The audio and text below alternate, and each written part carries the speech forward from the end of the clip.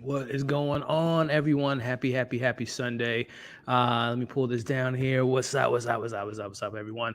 We are back with our Atlanta live streams, the second to the last one, man. Next week is the finale, which, by the way, we might play the trailer. They just released a trailer about an hour ago for episode 9 or episode 10, the finale. So we might play that a little bit later and talk about that by when we wrap things up. But man, one more episode. But before we get to that point, we got this episode to talk about, episode 9, with Alfred and his world and his safe farm that wasn't really that safe. Shout out to Soldier Boy with the terrible recommendations. But we'll get into all that. And again, guys, so excited to be here with you all. This is my favorite time of the week is this Sunday, having these discussions, and we got a fun one for you all today. But before we get into today's live discussions, shout out to everyone that's joining us live, that's coming in. Appreciate you all. If you can see on the chat, I put a little comment welcoming you all to the chat. Do your boy a favor while you're entering the today's stream, hit that thumbs up, spread out the algorithms, all the Atlanta fans out there, as well as leave your live. We'll try to get to as many questions or comments or theories you all have for next week as often as we can throughout today's discussion. But more importantly, when I bring in my guests, who I have my first guest in the back room, we're going to bring in here in a little bit. Make sure to subscribe to the channel, show them some love, some support. It would mean a lot to me and it would mean a lot to them. So definitely do that. And more importantly, let's have some fun, y'all. So with all that being said, let me bring in my first guest who joined us 2 weeks ago and told me 2 weeks ago, hey, I'm gonna be back for every week until the finale, and he's kept that promise, and I'm happy that he's here with us today and to talk about this episode. Talking about my man Tyrian joining us again, talking about Atlanta. What's up, man? Yeah.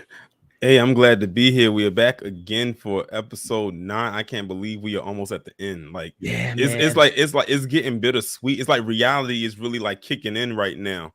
And like I said to you in the DM on Twitter, I said this episode was real eerie. Like it was kind of like, it's kind of scary. Like it almost kind of give you that feel of what it's like to kind of live off the grid, right. Kind of off to yourself and alone. It's not as squeaky clean as many would like it to be. And it shows right here in this episode how scary that actually can be when you're just trying to find peace. You just want to be away from everything and everybody. But there's also some elements to it that or a lot of dark elements to it that a lot of people don't talk about.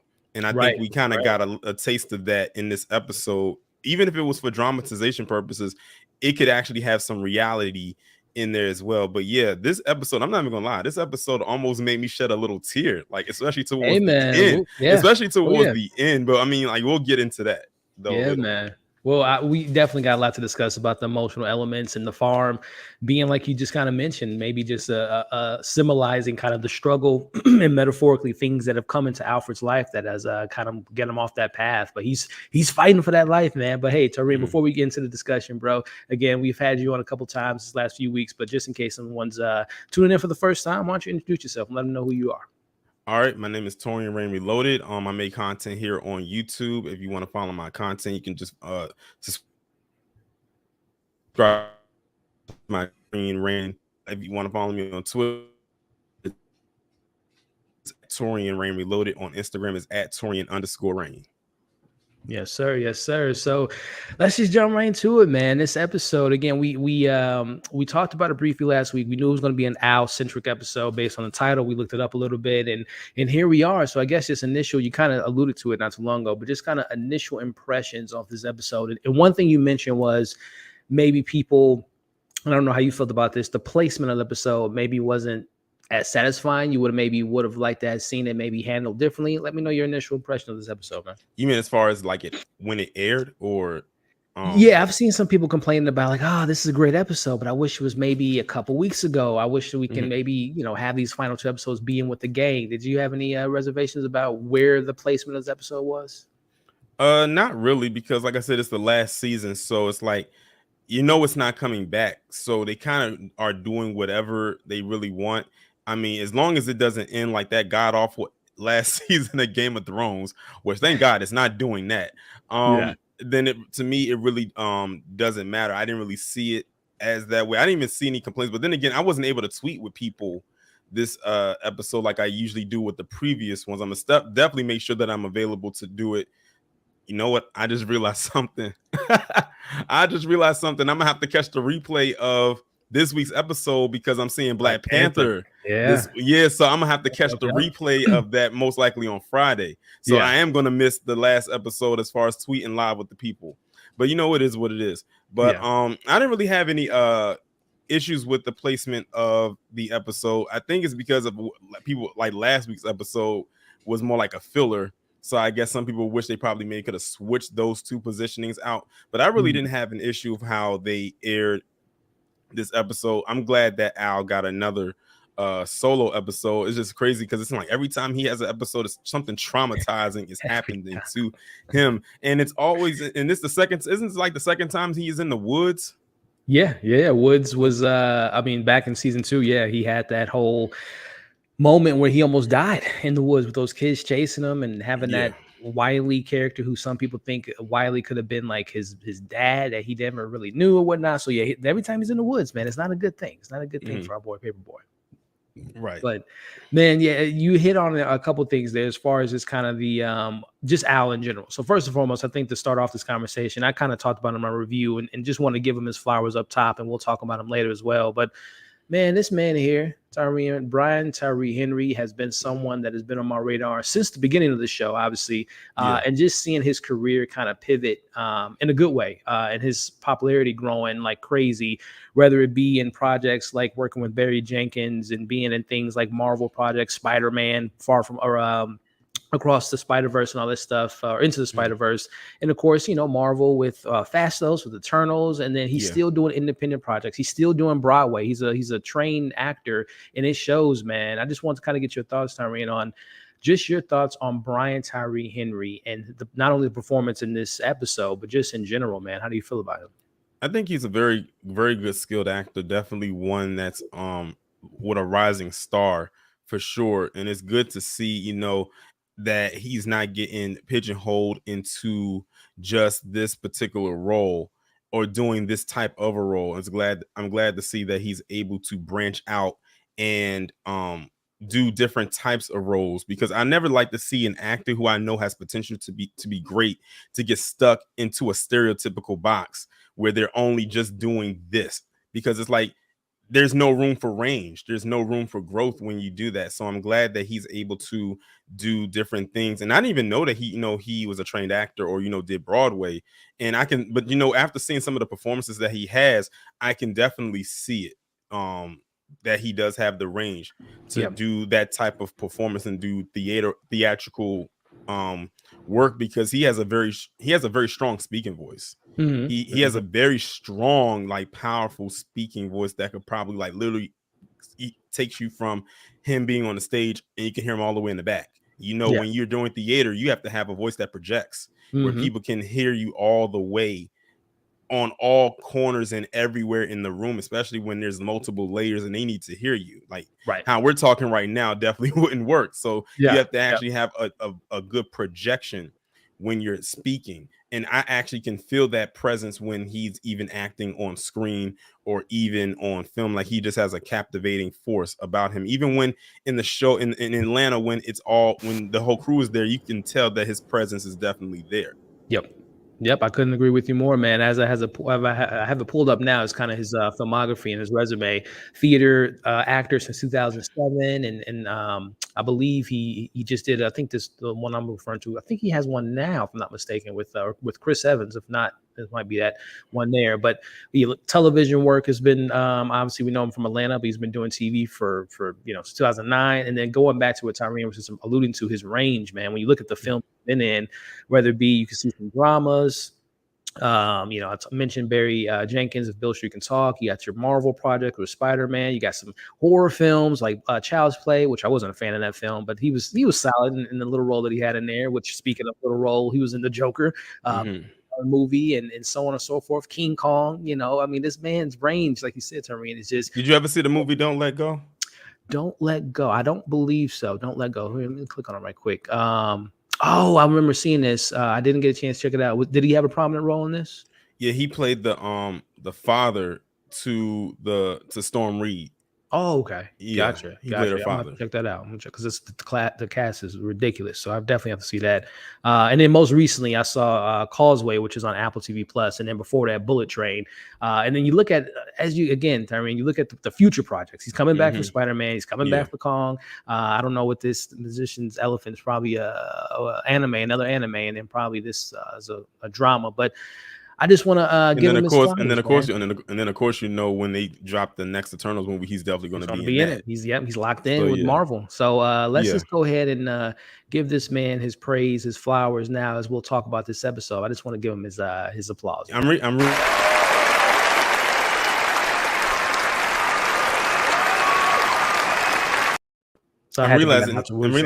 realizing he's having the same kind of effect that Jonathan Majors is having. Someone who started off like with television and now they're in like a lot of different things. Like, look at Jonathan Majors. Like, we first got introduced to him in Lovecraft Country, and that was just a couple years ago. And this is a show that only unfortunately got one season when they pulled the plug on it prematurely, in my honest opinion. And then now all of a sudden he's in everything. I mean, this guy literally has a movie coming out in a couple weeks. Then he's going to be in Ant-Man and the Wasp: Quantumania as the key villain, like the Thanos of this saga, where everything's going to be surrounded around him. And then he's going to be in Creed 3 a couple weeks later. Like, the guy's going to have a good end of this year and a good beginning of next year. Like, this guy's like he's on, and he's the same age, and he's the same age as me. Yeah, he's a force. Both of these men are a force, and I would love to see him, Brian Tyree Henry's Fastos, come across Kang. Hopefully, in the future, we get some. Hopefully, they most likely will.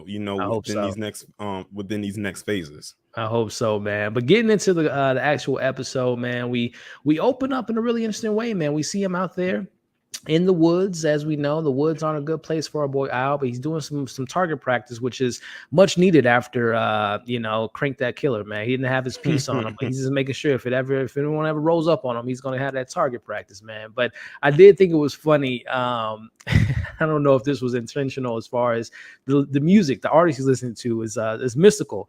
And Tyrone, where my mind first went when we heard Mystical, I went immediately here. If you ever see me fighting in the forest with a grizzly bear, help the bear! And now you can remix that. If you ever see our boy Paperboy in the woods fighting a feral hog, help the hog. Right. Tyree, just kind of curious on when we open this episode, man. He's taking this, he's shooting and he's ignoring Ern's call. Now, was I the only one immediately thinking like, oh man, something's going on? He's mad because he's going to LA. There's been some beef between these two. Your thoughts on this opening sequence, man? Yeah, I mean, he's getting prepared. Like I said, he's living off the grid, so he knows that he has to be prepared for any and everything. And then on top of that, he has to learn his lesson from the last time when he was in the woods. He wasn't prepared for that. So it's like now he's like, okay, I learned my lesson. I have to be prepared for anything. Anything could possibly happen. And I'm just out here target practicing. I thought it was interesting how he went from just a regular handgun and then he went to a semi-automatic. Like, just that transition was crazy right there. And, it was interesting when you said he was ignoring Ernst Carl, which is something he did pretty much this entire episode until he realized that he needed to just answer this phone and answer that call because it could have been something important. And, he was ignoring calls, text messages. So I don't know if it was some kind of animosity that was there between them, like you said, because Ern wants to go to LA and maybe, Al doesn't want to leave. So and stuff like that is how this is the end. when little stuff like that happens, where it's starting to feel like it's a disconnect, right? Where like people are starting to break off, and it almost reminds you of how when you were in high school and maybe went to college. You went to these school with these people for 4 years. You got accustomed being friends with them and everything like that. You may have even known them even since you were kids. Y'all went to elementary, middle, and high school together. But college, one may not go to college. The other one doesn't. One might go to a trade school, or maybe go to a 2-year college, or maybe even go to the military. Maybe just go straight into the workforce. And the other one does their own thing. And now you're branching off. And that kind of reminded me of like, it almost felt like a little thing for me, because that's kind of how it was with me, with a person that I grew up with. How like when I went to college, they went to a different school and everything. We just kind of like grew apart a little bit. Thankfully for social media, where we are able to still keep in contact.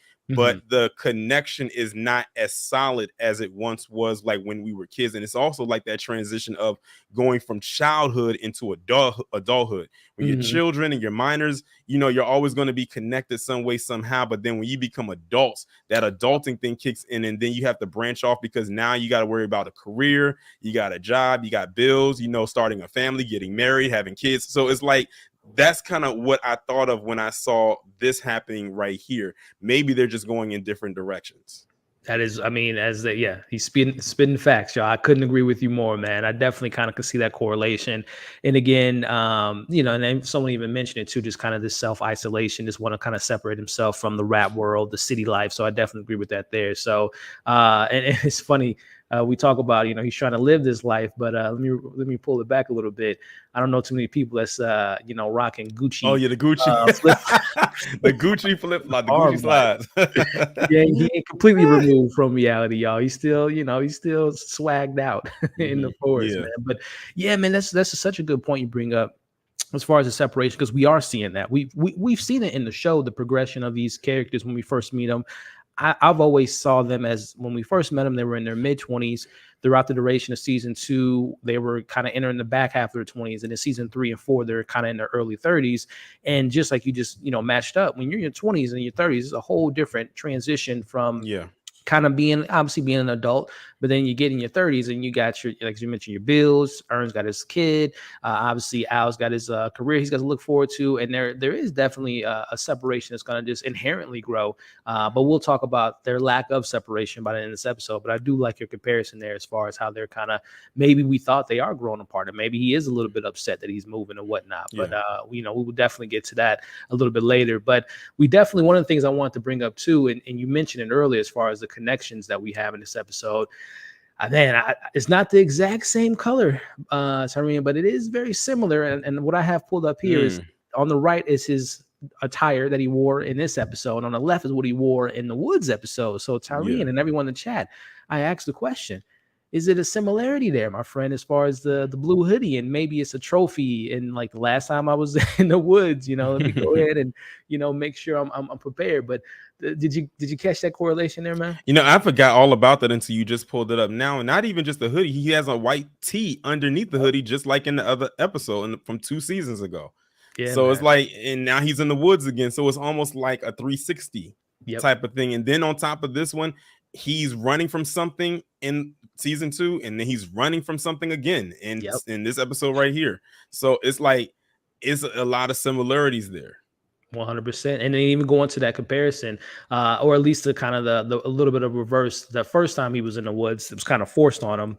Yeah. But this time around, it's kind of, as you kind of allude to, he wanted to kind of find that peace and find that safe farm. But again, I definitely agree with you. The whole running from something, running from his day-to-day hustle life as a rapper, and obviously running from his life, or having his life being saved in season 2. So definitely a lot of correlations that I like there. But as we get into it, man, again, just seeing him on this farm and living his farm life, he's growing his marijuana, he's just kind of living in peace, man. And again, we know the peace is going to be disrupted pretty soon, but man, I tell you, Tyrene, I kind of was like, man, maybe I need to look into this country life maybe one of these days, man. Just, the episode of Snipe Hunt made me want to explore the woods and go camping, and now I might want to get a farm if I can afford it, man. What about you, Tyrene? Would you ever live that farm life based on this tranquility that we see him living through? I'm not even entirely sure. I don't want to say I want to base it off of this episode, but I'm not entirely sure. I mean, it would be dope to have, because you have your own land. but it takes a lot into like owning land. It's not just saying, that, I own land, and it is what it is. It's a lot of upkeep that you have to do. Hence why he was trying to get that tractor to work. Right. Right. No, I definitely agree with you, man. I was I would have to have someone definitely kind of help me out in learning the process of it all before I would. And then on top of that, you got to think like you're taking Al, a guy who's from the city, and he's thrusting himself into an environment that he's not too familiar with, and he's trying to do it alone. Like I don't think that's the most logical thing to do. Which is why I think he probably could have got that tractor up and running a little bit faster if he knew exactly what he was doing. Right. Which we'll get into that tractor a little bit later. But yeah, it would have been nice to have maybe Uncle Willie or someone that can kind of walk him through the steps. Which I'm curious. It's obviously he's been there for a minute, Tyron. Do you how long do you think because he established that he has his weed farm and all that stuff? How long do you think he was there prior to this episode starting? Like a couple weeks, a month or two, or I would say maybe a couple months. Maybe. Yeah. Yeah, I wouldn't say like a year or something like that. I would say maybe a couple months. No, I agree. But as we see, he notices a little hole there in the door, which leads him to meeting our one of our only other actor that's in this episode is Mr. Clyde, who's can I help you find something, big fella? And he wasn't that helpful. If I right, he really wasn't. And it's interesting. I got this shot pulled up here. I didn't.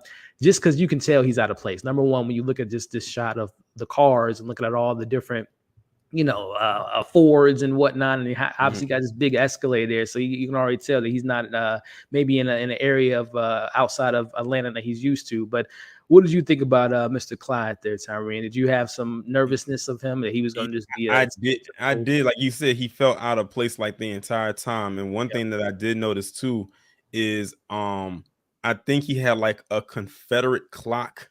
Oh yeah, in the background, and that was one of the first things that I noticed when Al went up to the counter, and when he was trying to pay for stuff, and how he was just kind of talking to him, kind of standoffish, almost like with a attitude, like he didn't want to help him. But the part that made me laugh was the second time that I think he went to the store. And he was asking him about something, and Al pulled out his phone and he said, "Are you going on Amazon?" Oh yeah, about that. Yeah, you're gonna go and buy it on Amazon. Buy it on Amazon, ain't you? No, and that's when. Yeah, that's actually when he looked up at the clock because he's like, maybe I need to be nice to him and just play along for a little bit. But yeah, this was. I've had my fair share of experiencing people like Clyde before, and yeah, you definitely want to still be who you are, but you got to realize your environment. And I'm going to try to bring it up here as we see behind him. We don't call cops. And then, like you mentioned, Tyrone, he has the Confederate clock behind him. I'm going to try to bring up here, but yeah, man, he's definitely not in his environment. I'll tell you that, man. Yeah. And and another thing I wanted to point out too is that Brian Tyree Henry does good with facial expressions of telling the audience that he knows he's not in the right environment. Like when he was talking to this guy, and the looks that he gave him was like one of those looks that especially if we was in this type of predicament, we would probably give them same kind of looks. And I was like, yep, that's the kind of look I would give too. Like, okay, let me hurry up and just try to make small talk with this person so I can get up out of here, because I know something about this just doesn't feel right to me at all. So yeah. 100%. I'm trying to pull up the scene here now. They're kind of conversating. He's talking about you got a animal or a bug repellent. And he's like, if it's not on the shelf, then that part. If it's not on the shelf, then we don't have it. Which you can tell that store probably doesn't have the most updated systems and programs to look up certain things. And here's that photo here, or the backdrop, where he definitely realizes, this is maybe not. We don't call the police. Yep. Which is a sign you're probably not going to be happy about seeing, especially that neighborhood. But before we move on, man, we got my other guest in the back room joining us from the South, coming in with his opinions, giving us his hot fire opinions, and happy to have him back. Talk about my man Brandon Avery from Just My Opinion Reviews. What's going on, my man? What's going on? Hello. How you gentlemen doing? Doing good. Can't complain, man. We got one more episode, Brandon. We got Black Panther this week, man. It's a crazy week ahead of us, my friend. But we got this episode to break down, man. How you doing today? Doing pretty good, man. Doing pretty good. Thanks for having me. Hello, everybody in the chat. And like you said, this is going to be a very interesting week, and I'm very excited for it, sir. Yeah, and congratulate. I know you representing the South, man. Congratulations to the Astros getting that World Series last night, and the Cowboys looking good. So I mean, Dallas Mavericks. You know, you got your man Luka. It's looking good out there. Yes, it is. I'm happy. I'm happy. Doing big things. But hey, B. Avery, if this is sometimes someone's first time watching one of our discussions, man, why don't you introduce yourself to the people? Well, yes. Hello, peoples. If this is your first time joining me, I am B. Avery or Brandon Keith Avery, with Just My Opinion Reviews.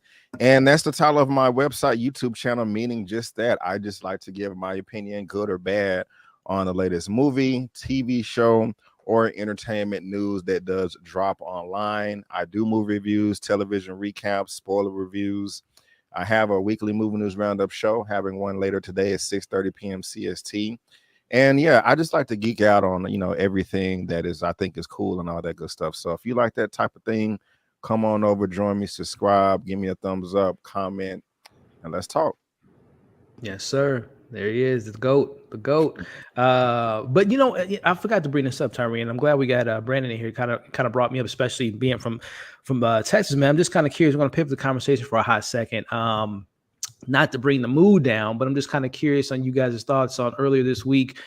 We did lose, another black man in the hip hop industry, gentlemen, and everyone in the chat, and that is Takeoff, man. And I don't know if you guys are fans of Migos or fans of him as an artist, but I'm just briefly curious, starting with you, Tyree, your thoughts on the situation, man, and the alarming deaths that we got, not only in black men in America, but in the hip hop industry, man. Any thoughts on that, man?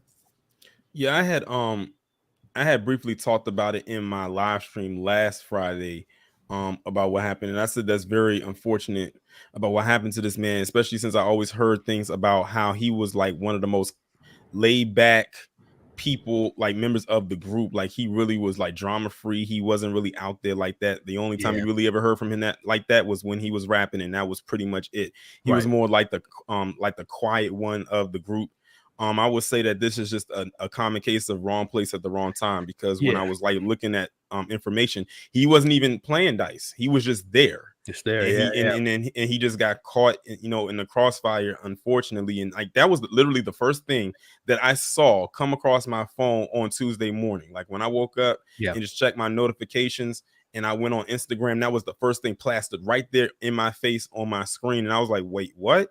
Then I went on to Twitter and I saw it was trending. I said, let me go and Google this. I typed his name into Google, and it was constant like overflow of reports coming in about what happened with him. And I said, that's just very sad and upsetting. And I think also too is, Quavo was there with him too. So, Quavo was his uncle. Mm-hmm. And to actually have to see your nephew get murdered like that in front of you, like that's traumatizing. Yeah, like that's something that's going to play in his head for the rest of his life. That's something he's going to have to live with for the rest of his life. Like that's crazy. And I believe Quavo's sister is Takeoff's mother. Right. So like that, that is a lot. And I believe Offset is his cousin, if I believe. So they're all related, in some sort of way, in some sort of fashion. But it's very tragic. It's very upsetting to see all of that just play out the way that he did. And it's crazy because he was only 28. He was 2 years shy of being 30. Yep. He was about to hit another milestone age in 2 years. Yeah. So I think that's what makes it even more sad and devastating. And it's crazy. This happened at a quote unquote private party. Mm-hmm. Mm-hmm. Like this was supposed to be a private event. Right. And where this happened at. Yep. That's pretty much all I have for that right there, because I don't want to go too deep into the rabbit hole. It's a lot. It's a lot that's been put out there in the last few days. People that were there and all that stuff. But well said, man. Tyree and Brandon, man. Any thoughts on, again, and the correlation too, obviously, with this, he was the first time I ever seen Migos. Like I've heard their music, but the first time I ever saw them, it wasn't a music video. It was in Atlanta, season 1, when they introduced themselves, at least to me. But Brandon, man, just your thoughts on this tragedy, man, and any words of with the Takeoff situation. Yeah, man. It is incredibly sad. And Tyrion, you took the words right out of my mouth when you spoke. He was just kind of in the wrong place at the wrong time. It's just so unfortunate. But thanks for the information, because I didn't know that this was a private party. Because I've heard the narrative that, like, okay, it was a stray bullet, he shouldn't have been there. But I mean, he wasn't beefing with anybody, but he Right. shouldn't have been there where anything, would have gone down in the first place. So, for it to be a private party, that kind of does And shut this down that business. argument, Yep. because people do carry weapons on them. And I don't Yeah. know the details of how that exploded, however far away it was from takeoff. One of the first things you said, Elliot, is I mean, of course I've heard the music and I've bobbed my head a number of times. For me to say that I'm a fan of, I wouldn't say that, but I don't have anything against them, at all. Everything that I have heard, from the group, from Takeoff, has been fire.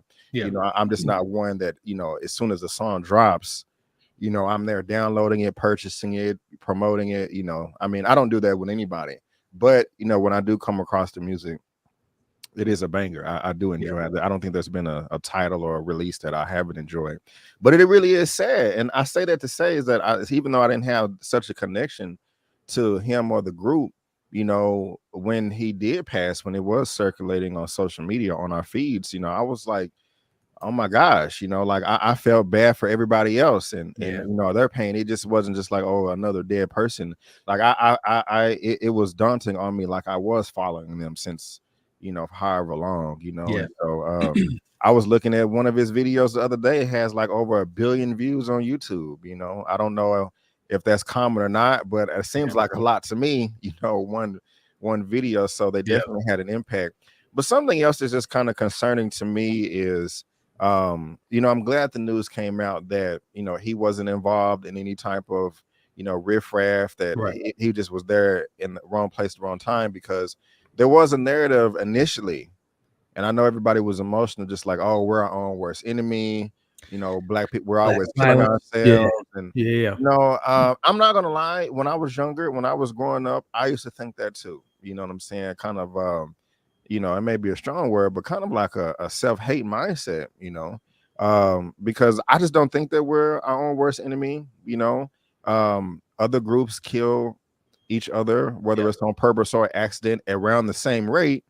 It's just that for us, it seems like it circulates in the media more. Yep. And so it may seem like a lot. So I just said that to say, black people, let's give ourselves the benefit of the doubt. We're not just monsters out here that just wild animal beasts that are out of control and can't be civil. That's not true. I'm not saying that everybody thinks that way, but that is the I did hear that dialogue from some people. Yeah. And I just think that we should kind of maybe chill out on that, but and with him being in the wrong place at the wrong time, I still wish he was here, but that kind of does put that fire out. You can't really use that narrative. So I mean, those are my thoughts. It sucks. Yeah. And rest in peace, and just send the condolences to all his friends and family out there. Well said, gentlemen. I've already kind of talked about it in my video, and just to kind of expand on that. Yeah, rest in peace to him. He was a father. Obviously he was a son to someone, and a mentor for a lot of other people. Man, he was as Tyrion mentioned, he was 28 years old. He first came into the industry when he was like 17, 18 with his family. And I know, again, not like Brand, I didn't follow their career, but I know they recently kind of, went their separate ways. I know Quavo's, doing his thing, and Offset's doing this thing, and I know Takeoff was had his music out there, so I know they were kind of, as we talked about, Tyrion, as you get older, and especially with hip hop groups, R&B groups, sometimes they go their separate ways, but they still have love for each other and whatnot. But neither here nor there, man. Rest in peace to him. And like Brandon said, I know the narrative kind of creates that black on black violence, but it's not, that's not always the case, and it is very alarming to see a lot of these hip hop artists in the last 2 years in particular. I think I saw a stat, it was like 15 people have died, whether it was gun violence or drugs involved. But I just, rest in peace to him, man. And again, I know there's no easy way to transition back to the discussion, but I just wanted to bring it up since I know we you know, he was a part of the show and meant a lot to a lot of people. So I just wanted to kind of talk about it briefly. So I appreciate you guys sharing your thoughts on that, and everyone in the chat again. Rest in peace to him. But getting Brandon into the conversation, y'all, we kind of talked about it up top, on this farm life and him trying to separate himself from reality and having his flip-flops, Gucci flip-flops on and going to the store. But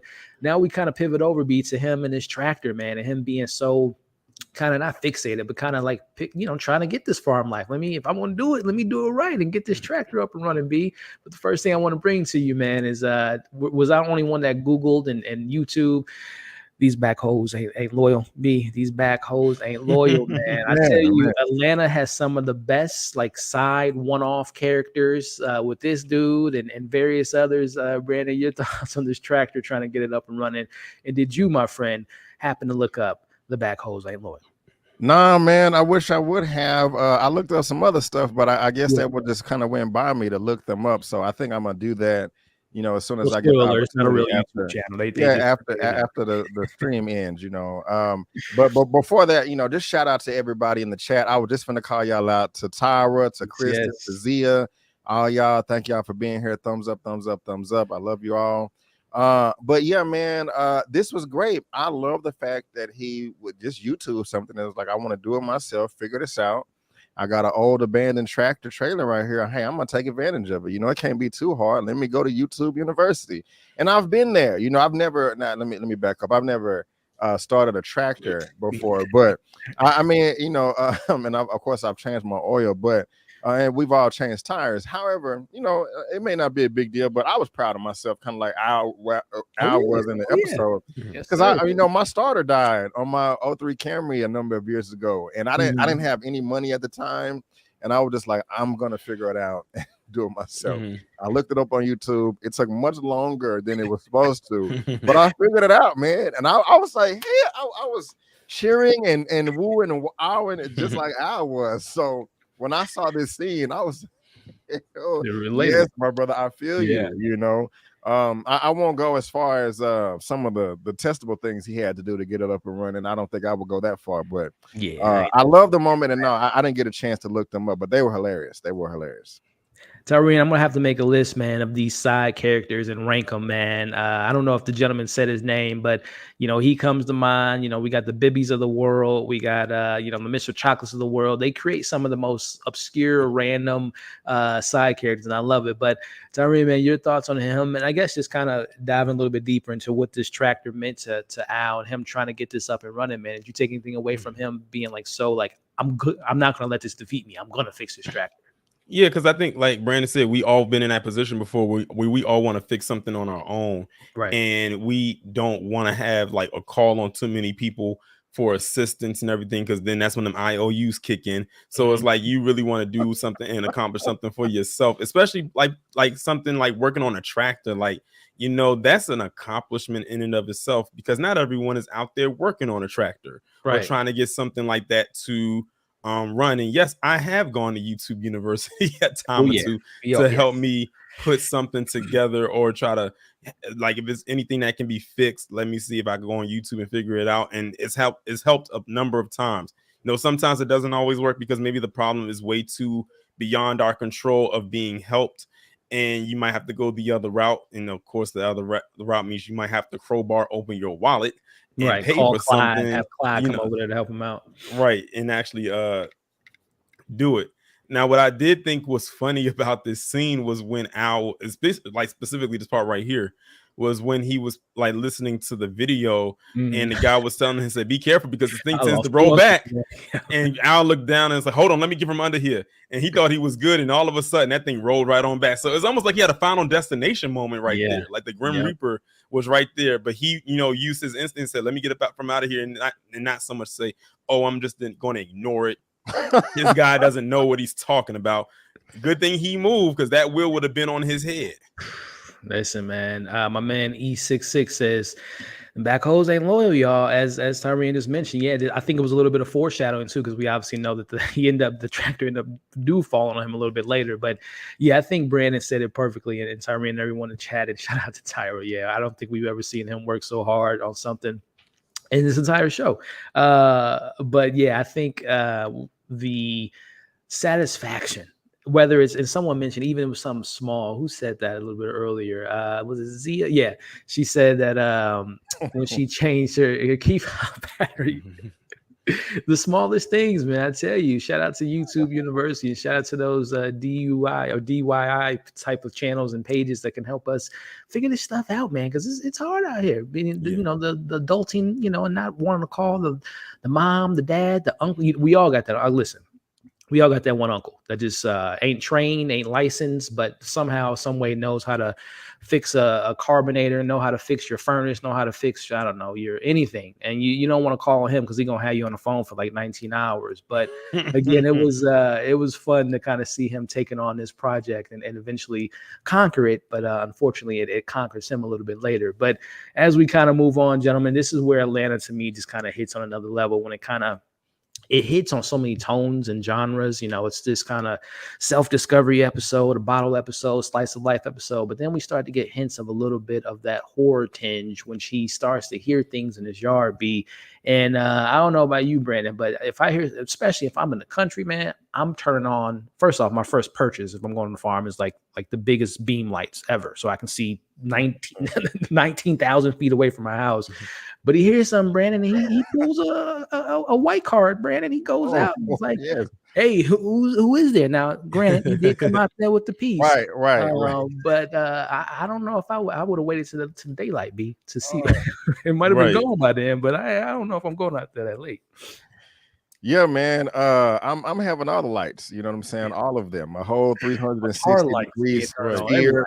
I'm having Christmas lights everywhere. All I got to do is flip a switch. You know, motion detectors, trip wires. You know.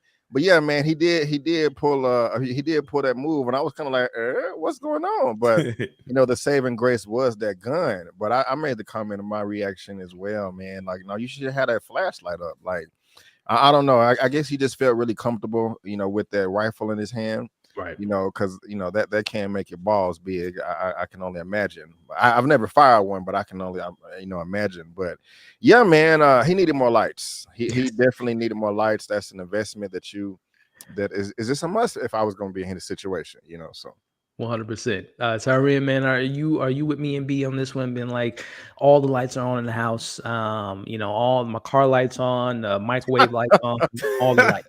Listen, it's so many lights, that light bill is going to be atrocious. Crazy. That's how many lights we have. And I'm talking about we having flood lights, beaming lights, flashing lights, all the lights. We having all of the lights everywhere from every perimeter as possible. I don't care if we have to use the lights in the sky. We using searchlights, we using flares, all of that. That's all the lights that we can see. Anything that my eyes can't see past, the lights was going to be my eyes for sure. Especially living out there, and then you know it gets dark and it's just you out there. You need as much vision as you possibly can handle. Well said, gentlemen. I mean, I'm looking at it now. Let me pull up the shot here. It's too dark for me. It's too. Let me see here.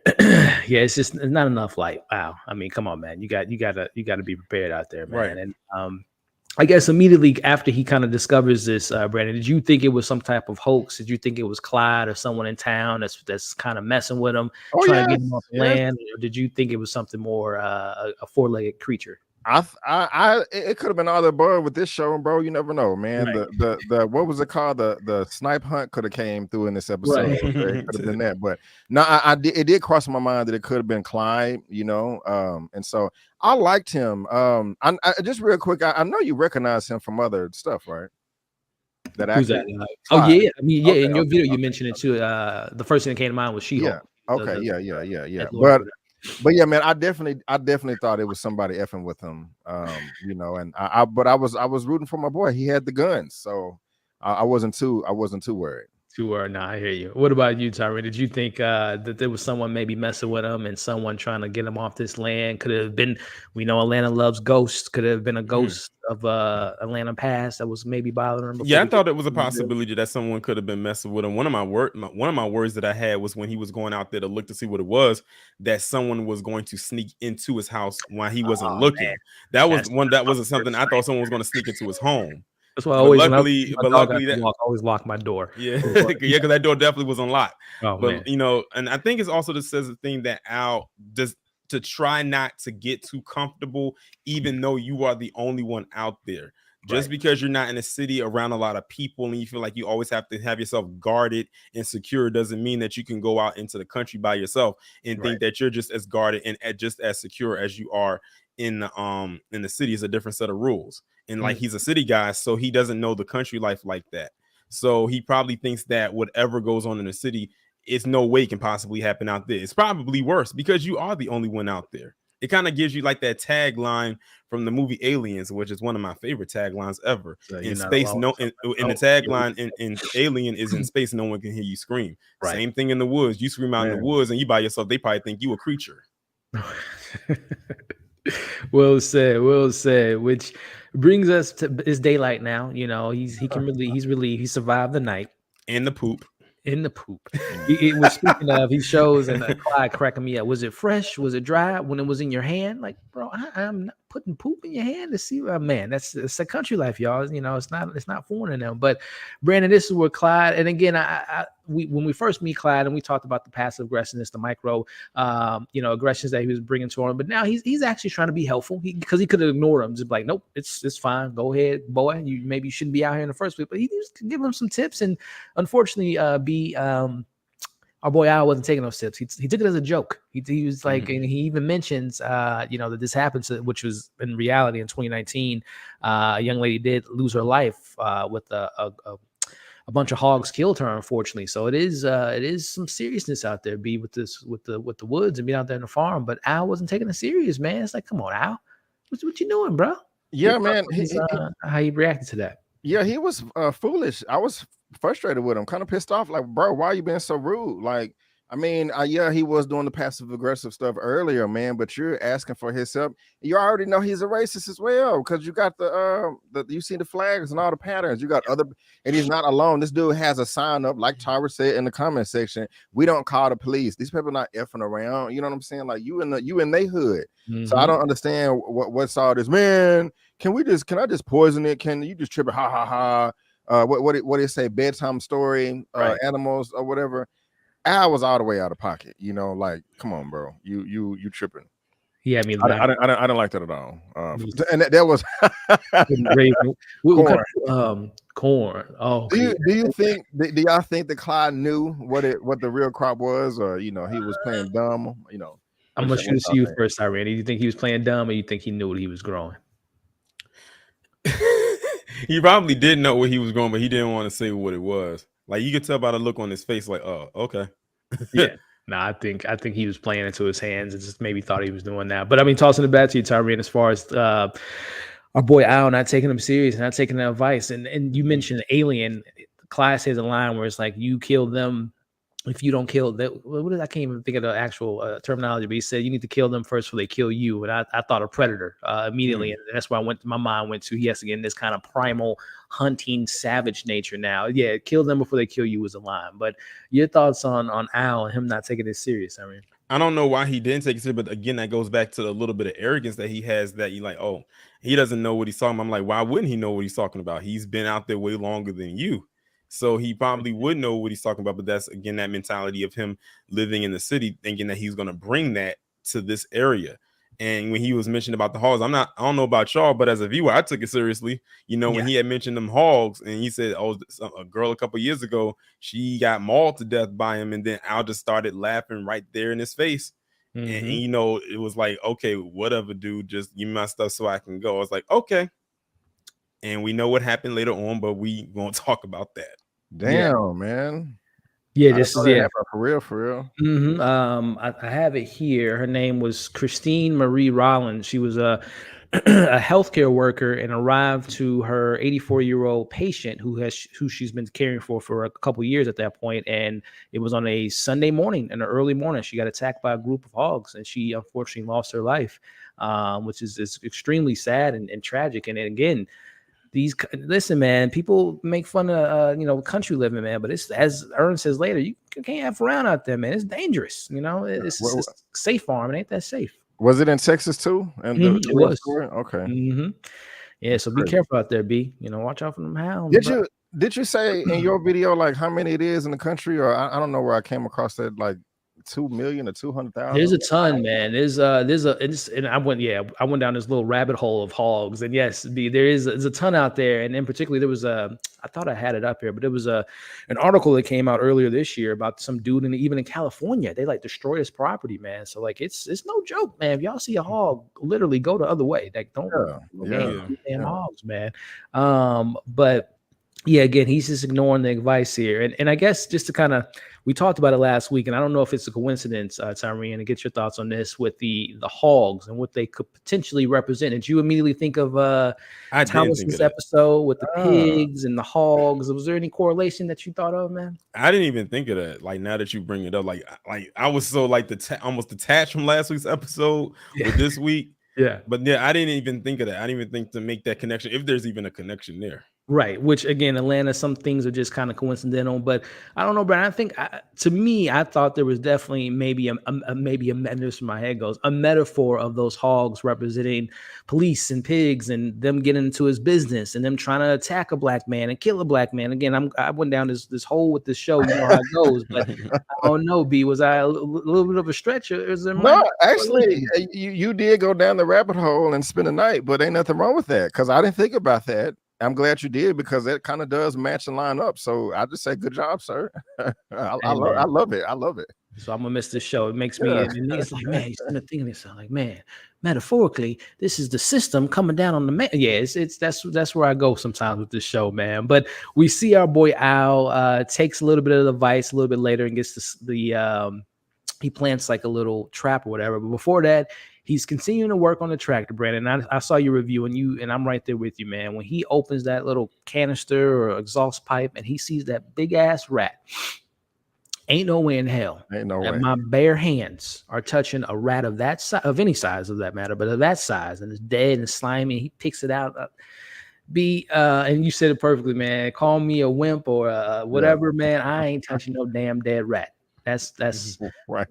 Yeah, because rats carry a lot of diseases. It's not just the fact that it's dirty, it's that it has diseases, and you're worried that anything could get into your skin or in your bloodstream from even touching that rat without gloves. So yeah, I would have if I want to do that, I would have just maybe found 2 sticks on the ground and just use them like tongs and plucked that rat up out of that canister and tossed it away instead of just using my bare hands. Because at first when I was looking at the episode, I didn't know what he was pulling out of there.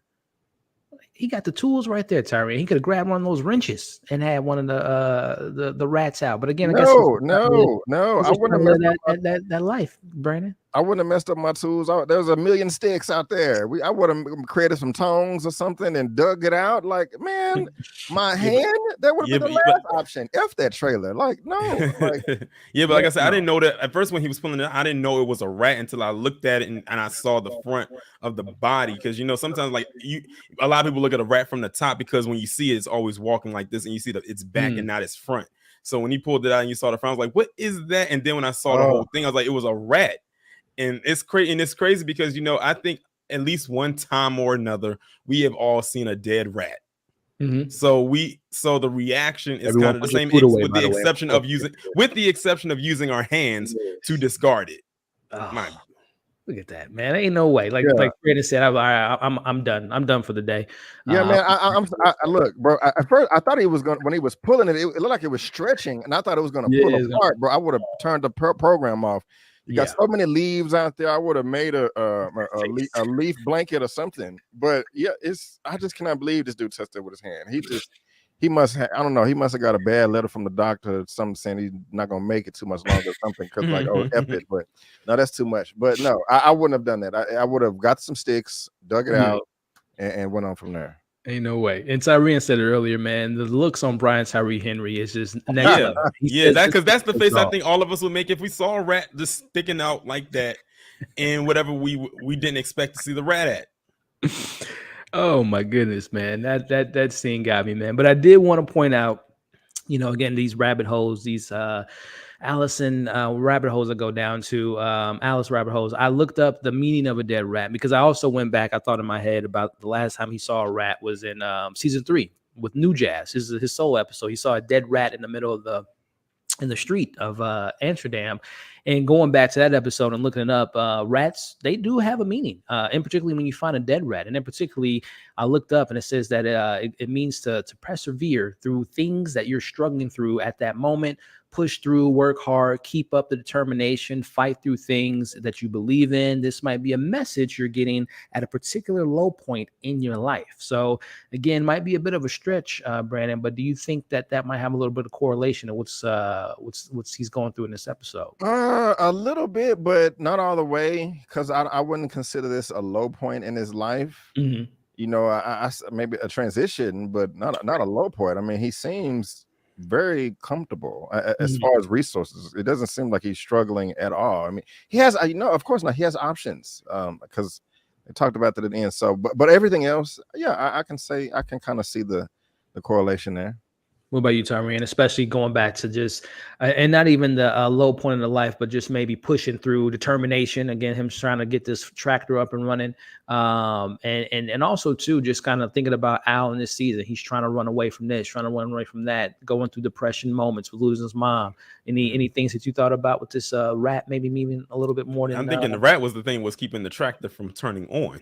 Very true. So that was probably the wrench right there, was that rat, because ironically he got it started after he got that rat out. So that rat was most likely what was keeping him from starting it. So I thought that was very interesting how when you read the definition of what a dead rat means, and the dead rat was the thing that was keeping him from turning the tractor on. So it's like when you combine those things together, it's like, I see what the writers did there with that. Yeah, literally a clog in the machine and then slowing them up. We all, I guess, I'm so glad that we're all on the same page here, that we are not touching that damn rat with our bare damn I don't hands. care if it's Mickey Mouse. It's staying right there. If that rat has gloves on it and some big black shoes and wearing a little suit, I'm not touching it. Yeah, no, I totally agree. There were rat. Yeah. Any House of Dragon fans out there? No, yeah, there was a lot of rats, especially with King Viserys. Which randomly, Brandon, did you eventually see the finale of House of Dragon? No, I guess not yet. Tyrene, I fell off. Oh, my gosh! Yeah. On the show, on that particular show, or just of the entire show. Oh man, y'all missing out, bro. I'm enjoying the show. I just I was working on some other stuff, I got you. Well, if you get a chance, I definitely recommend it. And Tyrene, I would recommend it too, even with the faults of season 8 of Game of Thrones. House of Dragons, where it's at, bro. It's where it's at. But getting back into this episode, we see him going into he's taking class suggestion in regards to the setting up the trap and try to kill the hog, or at least take it out, or try to at least scare it off the land. But he has this little, again, this weird little quiet moments in this show where he sees a little bit of a flickering light on the door, and again, where my mind went was, and again, Googling flickering lights talks about how people communicate with the natural strange phenomenons of flickering lights, means that your ancestors are trying to call you or try to talk to you. And I immediately thought, well, every time we see Al and we have the solo episodes, Woods and New Jazz, his mom gets brought up. So Brandon, man, again, I might be stretching, B, but did you take anything away from that flickering light? Anything that caught your mind there? And did you think he was going to actually catch this hog? No, I knew he wasn't going to catch the hog that early. I know it was going to be a struggle. What's up, Dominique? But I was laughing because I love that you searched flickering lights. Man, but I didn't think about that. I like how they mislead us. But if I want to kind of tie in what you're saying, maybe his mother, her ancestor, was trying to warn him that, hey, the hog is outside, it's coming or something. I don't know. I'm trying to remember the order of the episode, but maybe it was her, but I didn't pick that up myself. Yeah, man. Again, Tyrene, man, this is where my mind goes. Again, you see the flickering lights, and we've all experienced flickering lights at one point of a time. And like I said, I Google those type of things. And did you think there was any symbolism in that before we get into this documentary that he's watching? I didn't really take much away from the from the flickering light. Maybe it could have been a thing of something coming his way. It could have been a sign right there, but I really I guess it was something that kind of maybe went over my head. That's probably what it was. Yeah, again, I'll be Googling y'all. I'll be like, man, what is that? Wait, why is that car black? Does that car mean anything? Why is the sky kind of an orange tint? Because the last time I saw something like flickering lights in the movie was in the movie Nope. Yeah. And that was for them to get the attention of the creature. Yep. Yeah, and it's a great point too, Terry. And that's what I would love to see them, the director of this Hero and Donald Glover and Jordan Peele do a project in the future, because they do tension and create things that aren't normally scary in everyday life, and they kind of try somehow make it scary.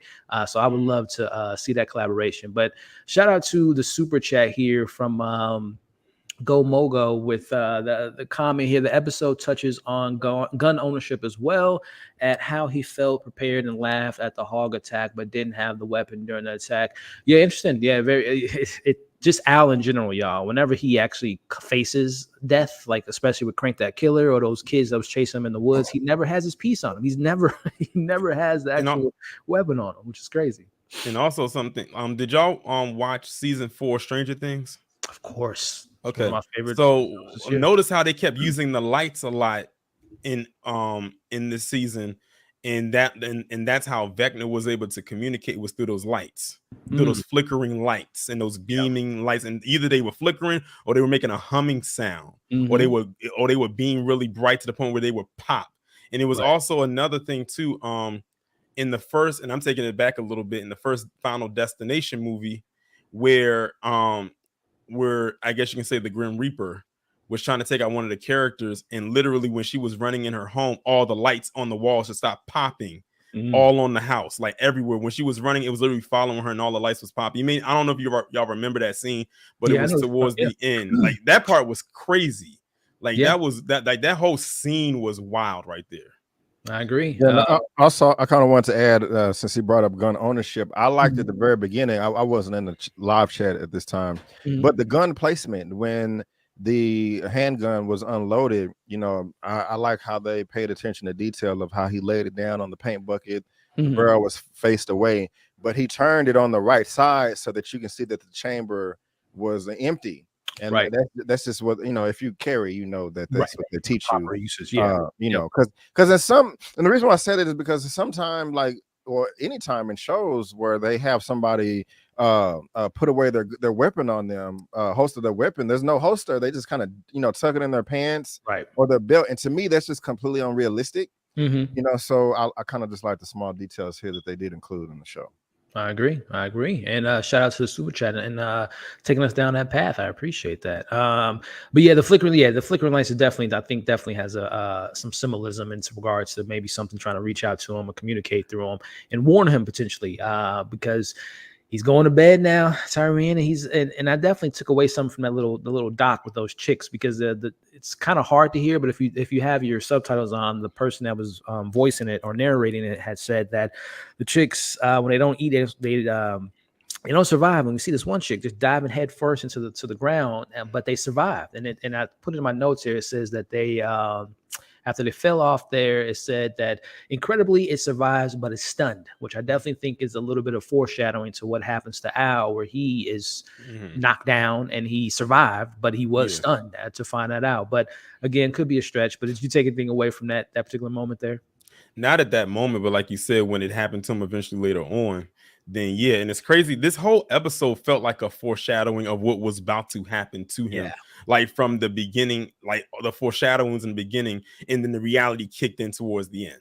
Like it's almost like he had a whole bunch of warning signs around him that he just ignored. Right in front of him. And then when it happened, it was like, oh wow, even down to when the guy was telling him about the hogs and all stuff, like things of that nature. Everything was there, but he didn't pick up on the signs.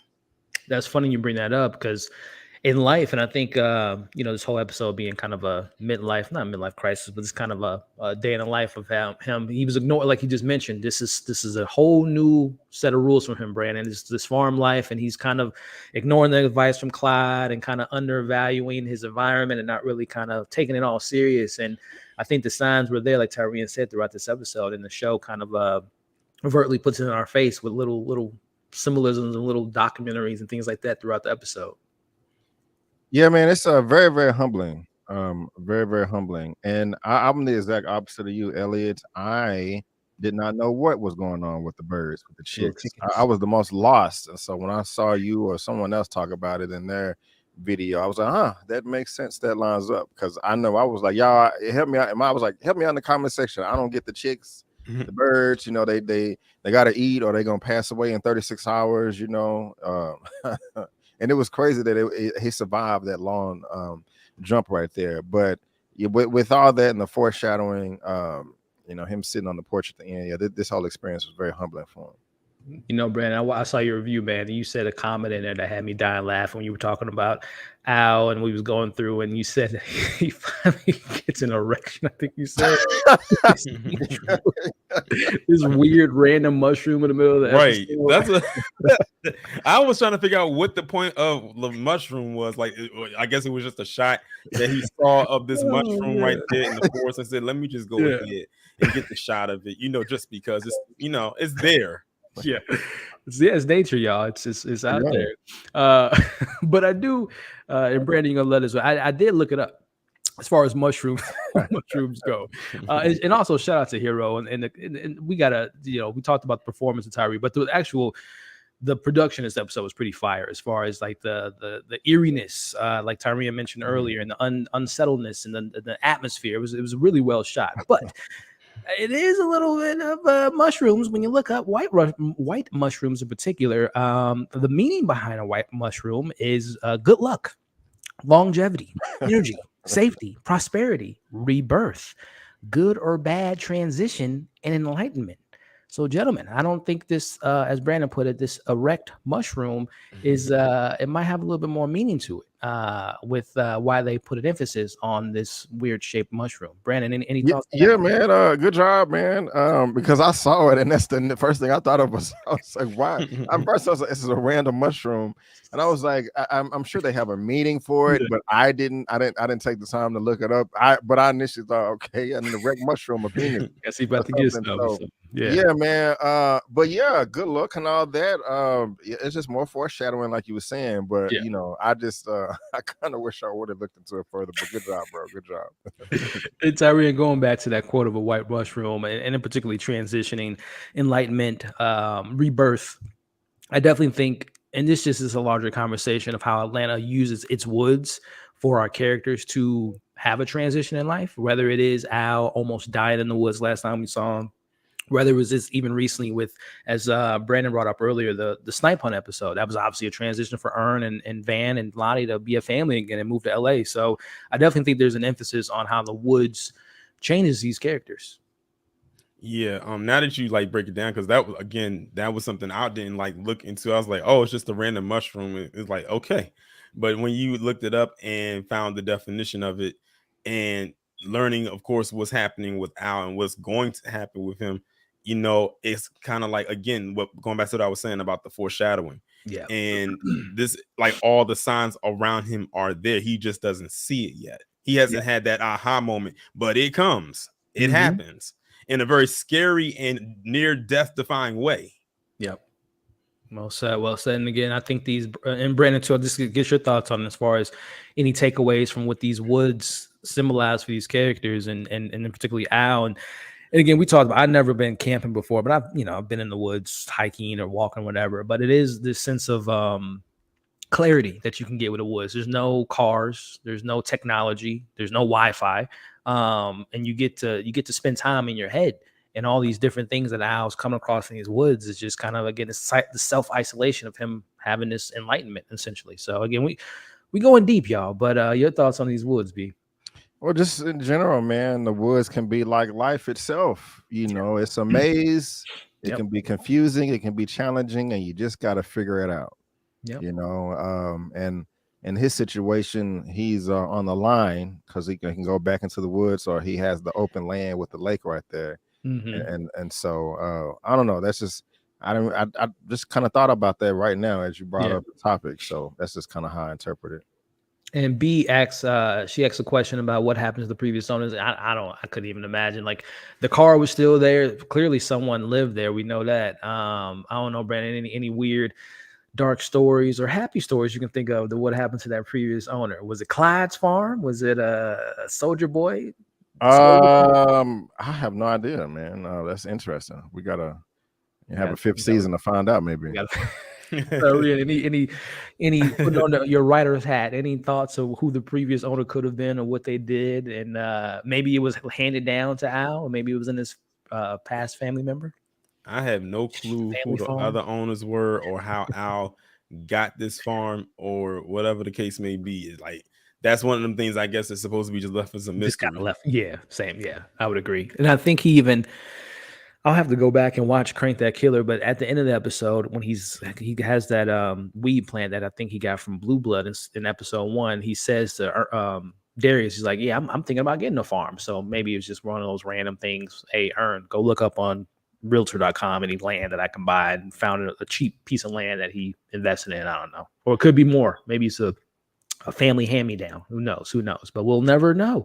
Like Tyrone said, or Brandon said, maybe we need that season 5 just to get that clarification. But speaking of clarification, y'all, and Brandon, I want to start with you. He finally, and you talked about it earlier, B, as far as that accomplishment and that moment of whether it's something as big as fixing a tractor or as small as fixing your key fob, as Zia mentioned earlier. But he gets the tractor running. And Brandon, where my mind went, man, is seeing Al and knowing what he's been through these past 4 seasons, and just I don't think we've ever seen him happier. And I know Tyrone mentioned earlier he got a little emotional watching this episode. So did I, and in this moment in particular, because it's just the joy. I don't know, man. Just seeing that joy in his eyes and his face was something that kind of moved me, man. What about you, B? Did you take anything away from that moment of celebration with the needle drop of Roland playing?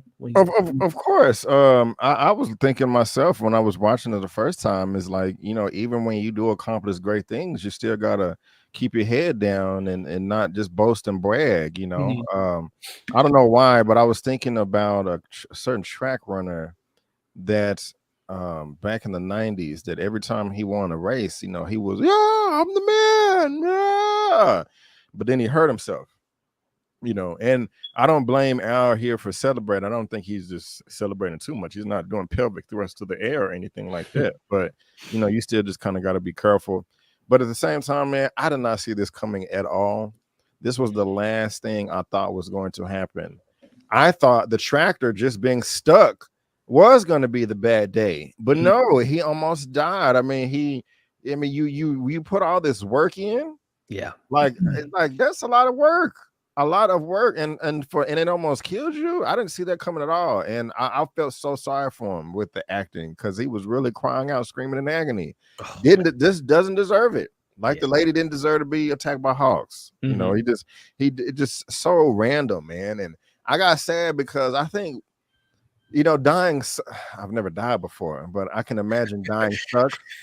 But dying alone is even worse, man. Yeah. Or drowning. And it's just like, if he was gonna die, I would have rather it just crushed him on on impact, instead of you being there and have to suffer, screaming and crying, and nobody's there to help you. And I don't even think you even asked me all that. You asking about the happy moment. No, you good, because that's gonna be the next point. No, you good, man. It leads all into it. But you did say, yeah, man, this is probably one of the happiest moments that we have seen him in the whole show. And that just goes to show you how valuable hard work is, how rewarding it is. I mean, there's no monetary value to it. It's like, fitness. I mean, you have to work for it. You know what I'm saying? Yep. If you pass a test, you study for it. Yep. And so there was no cheating in this. It's just hard work. Him literally in the middle of nowhere by himself, and he figured it out. One of the most empowering things a Black man can feel, and you got the perfect image thumbnail right there to express it. Yeah, man. Well said, B. And we'll definitely tie back to that moment where it gets a little short lived because he almost dies. But Tyrone, man, your thoughts on seeing this moment with his Wesley Snipes, Nino Brown from New Jack City shirt, which we got the Nino Brown reference last week, and we'll get it again today. In sunburn is black. But your thoughts, Tyrone, on this happy moment, man. Again, there's so much. Listen, the writers, Donald Glover and his brother, and the creators, they put this man through the ringer in this show, man. He gets the worst of all ends of trauma and almost life-threatening moments. But did you take anything away from this happy moment that we see with Al? Yeah, this was just like one of those moments where I felt like I was like laughing and smiling right along with him. Like it was one of the moments like where you felt like you was there, like you was cheering him on, like congratulations, you accomplished something. And I think for him, it was more than just getting the tractor started. Like this was something he was able to accomplish on his own without the assistance of anybody else. And I think that's something that we all go through when we do something by ourselves and we accomplish it. And it could be whether something is big as building a tractor, or even as something as simple as maybe putting a chair together. Like for me, this chair I have right here, that was an accomplishment for me. It took me like an hour and a half to put this chair together, especially this back piece that by myself, and that was no easy task. So I was very happy, I got that accomplished. So and he was happy, and the music was playing, like he was having a moment right there. And it's very rare that you ever saw Al's character always be happy, because he always felt like he was going through something. Like he never had it's like almost like he never had a moments of peace. And then of course, unfortunately, leading up and following behind this, his peace gets interrupted again. Like imagine, like Brandon was saying, like imagine you put this whole tractor together, it gets stuck, and then it falls, and then almost falls on you. So it's like so imagine that could have been two things that would dead, you and the tractor. Man, that's and when he fell like that, and that tractor fell with him, and it went to a commercial break, literally I had to catch my breath. Like I almost couldn't breathe. Yeah, because you didn't know where the tractor fell, and it just went to a commercial. Yeah. We're about to actually get to that moment here, but again, just kind of relishing in the happiness and the needle drop, which by the way, the needle drops in this episode was probably my favorite, and at least in a while, because they always have fire soundtracks on Atlanta. But the rolling playing, he rolling in the car and happy and swinging that thing. But unfortunately, as as Brandon brought up earlier, and just kind of elaborated on it a little bit more in further details, Brandon is he comes across the edge, which again, going back to that chick documentary, we know that those chicks jumped off the edge and they survived incredibly, but they were stunned, Brandon, and he was stunned in this moment, man. He first off, I'm gonna try to bring up the picture. Listen, my man, we know our boy Al is strong. Brandon, I know you pointed out the strength a little bit earlier, but Brandon, this man ain't Fastos in real life, right? He ain't Fastos. He ain't an internal trying to push the damn tractor up. Like, you know what, man? I ain't even mad at him for trying, but he ain't gonna push it up there. Right. That's what I said too. I said, that's not gonna work. Let me see. Here it is. Here, let me play it here. It's like, nah, come on, bro. It ain't happening. But Brandon, just to elaborate more on it, did your heart stop when the tractor fell on him, man? Yeah, man. Sorry for jumping the gun too, man. No, you good. But yeah, man, and the reason why I had leaned back like that just a moment ago, because I was just thinking, I don't mean to just sound so morbid, but something like this can just send a person into depression or suicide. You know what I'm saying? Like I can't get nothing right. F the city, F the suburbs. I just want to go out here by myself for whatever reason, because people love me too much, or I don't get along with nobody, and you still can't get it right. It's just I don't want to say I've been there, but I've known people to where it's just, like I can't get nothing right. And I know that's kind of how he felt, or he could have felt that way, or at least I thought that when he was down there screaming for his life. I haven't felt this sorry for somebody in such a long time. I agree, man. And I haven't been to the precipice of end of my life, but as far as just kind of like you mentioned, man, we've all had those low points where it's just like, God damn it, man, I can't get a week, whether it's a bad day, a bad week, a bad month. It's just like, man, I cannot catch a dub. Tyrion, man, you got some relatability to that, my man? Yeah, I think everybody probably has that moment when you feel like you work on something so hard, and then it just, like I said, just gets interrupted and something just goes wrong, and it's like, wow, like we always heard that phrase, Mr. or Miss can't get right. And I think in that moment, that's what he felt like. He felt like, I worked so hard on this, and now this happens. It's like, what can I do? What can I accomplish that can just go right and go off without a hitch? And there's no hiccups. There's no issues. There's no wrenches thrown into whatever it is that I'm working on or trying to accomplish without it faltering or being a failure. And for him in this tractor, he probably felt like this is one of the biggest things that he had to work on in his life that was a solo project, and for this to happen the way that it did was, scary enough as it was. And what it ended, and then you pulled up that picture, it's like, whew, just looking at that picture just like sends chills through my body, because it's like that could actually happen. It probably has happened to somebody. Yeah. God damn. Man, I mean, that was just, when that happened, like I said, I literally caught my breath. Yeah. And was like, please don't end the episode like this. Like that's what I was thinking. Please do not end the episode like this. Yeah, man. Why is he stressing us out, bro? We supposed to be chilling and laughing. Right. We rolling, we sitting here cruising. This was so, right. It was so short-lived. It was a moment that was so short-lived. And going back to what you guys both mentioned, the reality of the real world, that's when the worst things happen. When we just kind of, living our best lives, everything's smooth and cool. And because you never, like, unfortunately in life, we don't live in a comic book where we can see it above our heads, like, oh, watch out, this is about to happen, and we can prepare for it. Life just kind of comes and, throws bricks at you, or in this case, throws a big ass tractor at you out of the blue. But yeah, like you said, Terry, when we went to Fade to Black, first off, I knew we had like 15 more minutes in the episode. So I was like, it can't be the end of the episode. Right. Then my mind goes to, again, Atlanta being so surreal. I'm like, man, what if he did die?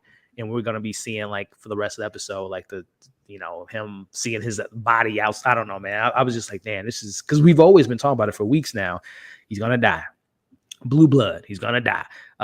Crank That Killer, he's gonna die. Even dating back to seasons ago, it's like they're pointing us in this direction. Alan's gonna die eventually. But the beauty of Atlanta is they always play with our expectations. They give us the opposite of what we were expecting, because you could never predict anything with the show. Who would have known that a Goofy movie would have been last week's episode and leading to this? But yeah, cheating death is definitely something there. But B, man, he wakes up.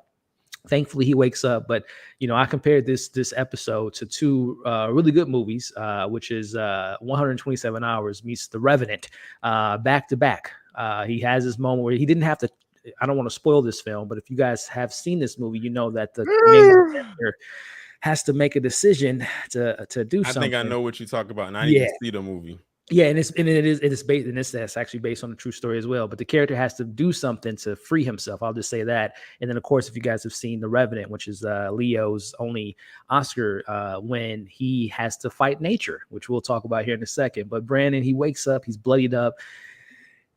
There's something with me, I'm a horror fan, as you know, and I'm pretty much desensitized towards like gross, gruesome things. But there's something about feet and hands, and when you have to pull something out and you break something, or it gets under my skin. We're seeing him trying to pull his leg out of this tractor, and then when he lifts his sock up, Brandon, you see the cut. It got me. B, was you on the edge of your seat, sitting there just kind of like, this is painful. Yeah, man, I was stressed out. That's just an understatement, and it's just also the way this whole scene was shot. Yeah, because we did not know the severity of the accident for a while. We were kind of guessing. We didn't know. Because they only showed his torso or up or his head, and I was like, okay, there he is. Okay, he's alive. Okay, now they're showing blood. Okay, he's coming to. Oh, he's going slow. He had a concussion. He could have been there for hours, but he's not screaming. So maybe he's free. But oh no, now his leg is caught. I don't know if it's sprained, cut, or broken. And as he's pulling it out, man, that was uncomfortable. That was really, it was like we was watching Saw. Yeah, I was about to say, it was exactly and I'm just like, I was just like, how do we get here, man? These are the things that are going through my head right now. And I thought he lost his foot. I didn't think he was going to get it back, because the way he was screaming, the acting, the performance, I was like, this dude done lost his foot. This is crazy. Why are you doing this to us? And so I was relieved when he got it out, but I had no idea how it was going to end. I'm just like, God, this dude is in the middle of nowhere. I was scared. Yeah. Same here, B. Same here. And it's so not funny, but it's interesting that he had to pull that rat. You mentioned pulling his foot. It just takes me back to him pulling that rat out, and this kind of ties back to him pulling his leg out of this damn tractor. And before I toss it to you, Tyree, shout out to. We got 143 people watching live. I appreciate y'all joining us on this Sunday. If you guys haven't already, hit that thumbs up, man. I really appreciate it. And more importantly, once this stream is fully uploaded, Tyrian and Brandon's information to their channels, definitely show them some love and show them subscribe to their content. But I appreciate y'all tuning in again. Thumbs up, thumbs up, thumbs up. But Tyrian, man, again, 127 hours moment. pulling his foot out, badly injured. Did you think he was going to lose his leg? I didn't know what to think, but when they showed the camera and showed how his foot looked when he pulled the sock, yeah. I was like, oh my, it kind of reminded also, of Saw a little bit too, like the first Saw movie, like when he cut his foot off to get free. The first thing that came to my mind was, I'm looking at the landscape, it's getting dark. Yeah, like he's losing daylight. And I'm like, I would not want to be out there stuck under a tractor and it's dark and I can't see. And we still got these hogs that you don't believe are real out there somewhere. Like that was my first instinct, is I would not want to be out there trapped like that at night and I cannot see a thing. And then I gotta literally crawl back to my house. And then that's the other thing I thought was, how far away from his house was he? That's because they didn't really gauge how far out he went, but you kind of got that feeling, when you saw he had to crawl back. Right. And crawling back and walking back is two different things. So so it's like going longer distances. Like what could have been a 5-minute walk felt like a 20-minute crawl, and then you're in agony. So like I said, this was the downside, the downward spiral of this episode as far as the dark, scary element of it, because it's like, I always see stuff like this is like, I hope that I never get in a position where I'm in something like this. And as a matter of fact, I take that back. I almost was, because I was out.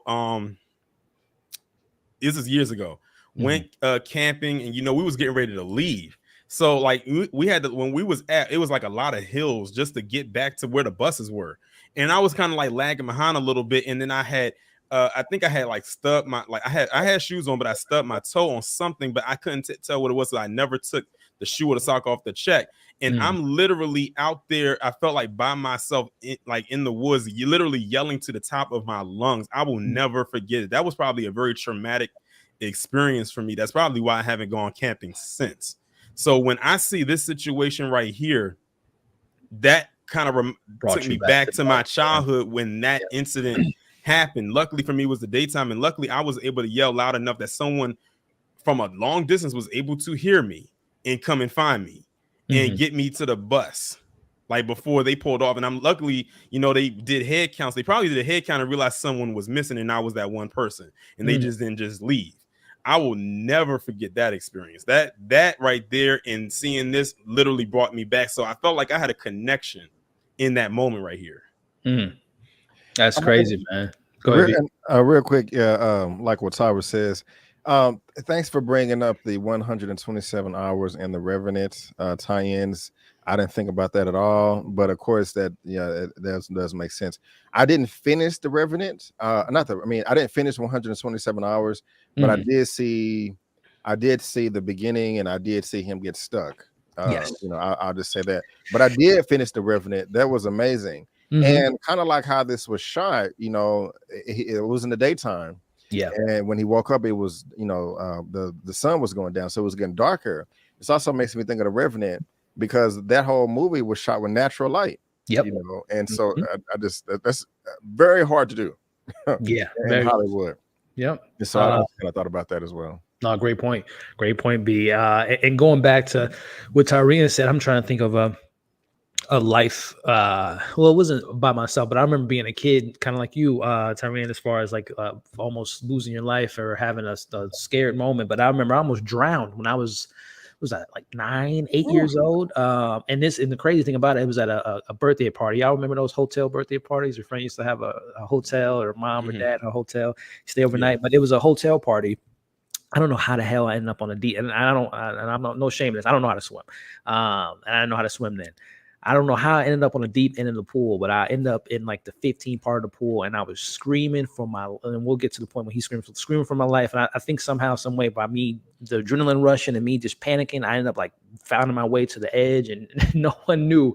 I wasn't as cool as calm as collected as I was later, but no one like knew what just happened. But I was freaked the hell out. But hold on, nobody was there at all? No, that's the crazy. No, it was like 50 people that was there, but no one saw me drown. Or at least, wow. at least I thought no one saw me. It was like, that nigga need to die.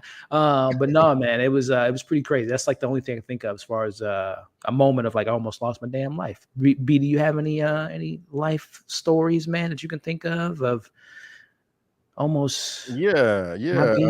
Man? In high school, I think it was my junior year in high school.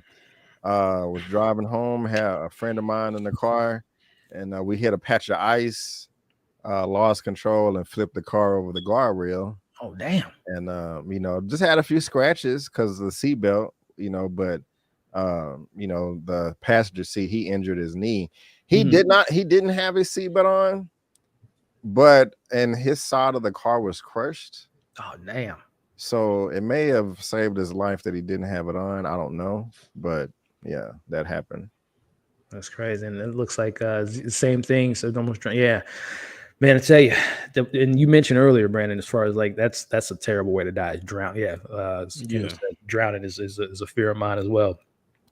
Being burned alive, drowning, Eaten alive, eaten alive, a hog attacking you. There's some pretty crazy stuff, man. A tragic way to die. But getting into the title, Brandon, I know you talked about it in your video, and we don't have to dive too much deeper into it. But just for those that are watching for the first time in our breakdown, we mentioned it in our reviews. I know Tyrion probably maybe thought of it or even knew of the painting because we talked about it last week, but the title of the episode with Andrew Wyeth, him being a painter, and a very particular painting of his, which I think is, from what I remember, is his most famous painting, which is Christine's World. So the artist here, Andrew Wyeth, who is in the title of this episode, is a realist artist and has a lot of different paintings. And I know Tyra, who's in the chat, she mentioned this, the particular painting on the right there of maybe being Al with the gun there, but tying it into this episode, Tyrion, we get the moment where he's literally crawling back to his home, and not to get too long-winded, but essentially the story of Christine's World. Andrew Wyeth got the inspiration when he was a kid. He was looking out his window, and his neighbor at the time, she suffered a muscular disorder, which enabled her or not enabled her to be able to walk. So she was not stubborn, but she didn't need anyone's help, a la Al in this episode, and she would crawl everywhere. So that's where the inspiration this painting comes from, and that's where we kind of get this moment of the episode when we get this mirrored shot of him looking at his home crawling, and Christine in the Christine's painting crawling. So, man, these Easter eggs for some people might be very obscure, Tyrion, but I just love when this show just kind of hits those points where it makes you want to Google, makes you want to learn what certain meanings mean. But your thoughts on this recreation of this art piece? Yeah, I thought it was very interesting. Like, this is actually my first time seeing the picture, the painting, and then looking at the image of Al just sitting there looking out at the house. We're, trying to think of, okay, like he knows that he has to get back home. He knows it's not going to be easy. It's going to be painful, but he knows that, like I said before, he's losing daylight. So he knows if he doesn't start now, he'll be just sitting out there in the dark by himself, and he won't be able to see. There's no light. So he has to find a way to push himself to actually get back to his home, especially since he doesn't even have that much lighting around his home. Going back to what we said at the beginning, like we would have so much lights around our homes, but he doesn't have that much. And the sun is literally the only guiding light he has. So if he doesn't start moving now, despite him being in pain and being injured, then the worst can happen. And he's never, to my knowledge, never been out there that late. Like he's usually always at home around this time. Yep. I agree, man. And then also, I know Brandon brought it up earlier, but Brandon, when we see him seeing that Amazon worker who Amazon saved his life a little bit later, but I thought it was interesting that she had her headphones on, going back to the beginning of this episode, how he had his headphones on, drowning out the noise, and it kind of unfortunately plays back on him a little bit later. But when he's screaming for his life, and she can't hear him, I know that has to be the most terrifying thing ever. Yeah. But Brandon, man, your thoughts on this? Again, if you want to elaborate more on your thoughts on the art imitating life moment with the picture tie-in, and of course your thoughts on when he's just sitting there looking at the home and it's so far away. I was frustrated, man. I was frustrated because when they showed, not while I was watching the show, when I was doing research on the show, I was frustrated because I was just dying to know why or how or where the inspiration was for them to include that in this show.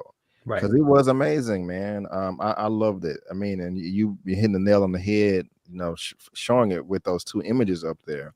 Like is this a class or a book or something that one of the writers or Donald or Hero, Right. was a part of a high school or college, and it just stood Mm-hmm. with him. I just want to know. Like, I wish there was some type of after show live of the cast, the crew talking about Same this, here, like B. why they Yeah. chose Andrew Wyeth. It's just Mhm. that's the last thing I would have thought of. Mm. And I mean, it just makes it why this show is so great to where we can. It's not just a little show, a little sitcom. We Right. got to do homework afterwards, which is fun. Which is exactly. Yeah. And you said something earlier, like the Christina didn't want help, Mhm. and you wouldn't necessarily call it stubborn. And I don't necessarily. I think Al can be stubborn at times, but Yeah. people that have a disorder, whether they're quadriplegic or paraplegic, I think that's the second one is a correct term. I may be wrong, because I know one of them is you can't use all four of your extremities on one. Another is only two. Yeah. They don't need help. It's this young lady on Instagram I follow. She's gorgeous, but she can't use her legs, and she kind of does the vlogging thing where she gets frustrated when people try to open doors for her and stuff. Something that I will never be able to understand or empathize, because I'm able to use all my extremities, but I can just only imagine. I'm not Christina, and so it may seem crazy to us to voluntarily crawl everywhere. Right. She just lives a completely different life than we do.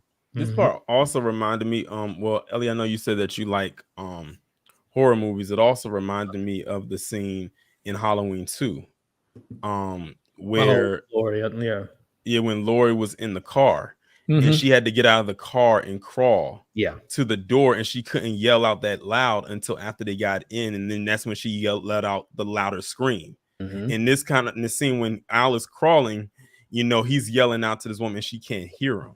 So it kind of reminded me of that too. And then also in that same movie, Lori's foot was injured, just like Al's foot was injured in this episode as well. So I saw a correlation even with that right there. And shout out to, I can't remember who brought it up earlier in the chat, but they brought up this movie here, which got a lot of Oscar nods. I can't remember if it won the Oscar or not, but Misery. Oh, back yeah. in the 90s with Kathy Bates. And Kathy Bates won an Oscar for her portrayal. Man, that movie was so good. That movie her performance in that role was like a chef's kiss. Yes. It was man, listen, I could talk about that movie all day in her performance. Yeah, man. It's a fantastic movie. And as you all can see, I can't remember the main character's name, but yeah, he similar scene when someone was at the door and he was screaming for his life, and Foot, obviously. Talk about scenes, Brandon Turvin. That scene has always scarred in my head. Just the hobbling scene, broke his foot. Yeah, with the hammer. Oh my gosh! Put the block in between his legs. Yeah, that scene will forever go down in history as one of the most horrific scenes in any movie, no matter the genre. Oh my goodness, Brandon, have you seen Misery by chance? Oh yeah, my mom told me that when I was very, very young, Mr. What was it? James Caan is his real name, Paul Sheldon. Yep. Paul Sheldon, and I eat it, you sick twisted F, as he's shoving the script in her mouth. I love that movie. And she remember she had pigs in that movie too. She had pigs in her home. She did. I'm wondering if there's maybe even a little correlation there. It's crazy how she figured out how he got out of the room, because the penguin was facing the other way. And that just shows that it was attention to detail. And the thing is, like, when you first watched the movie, you may miss that. But then when you picked it up, it was like, oh, he did turn it the other way. She says, I always have the penguin pointing north. You had it pointing south.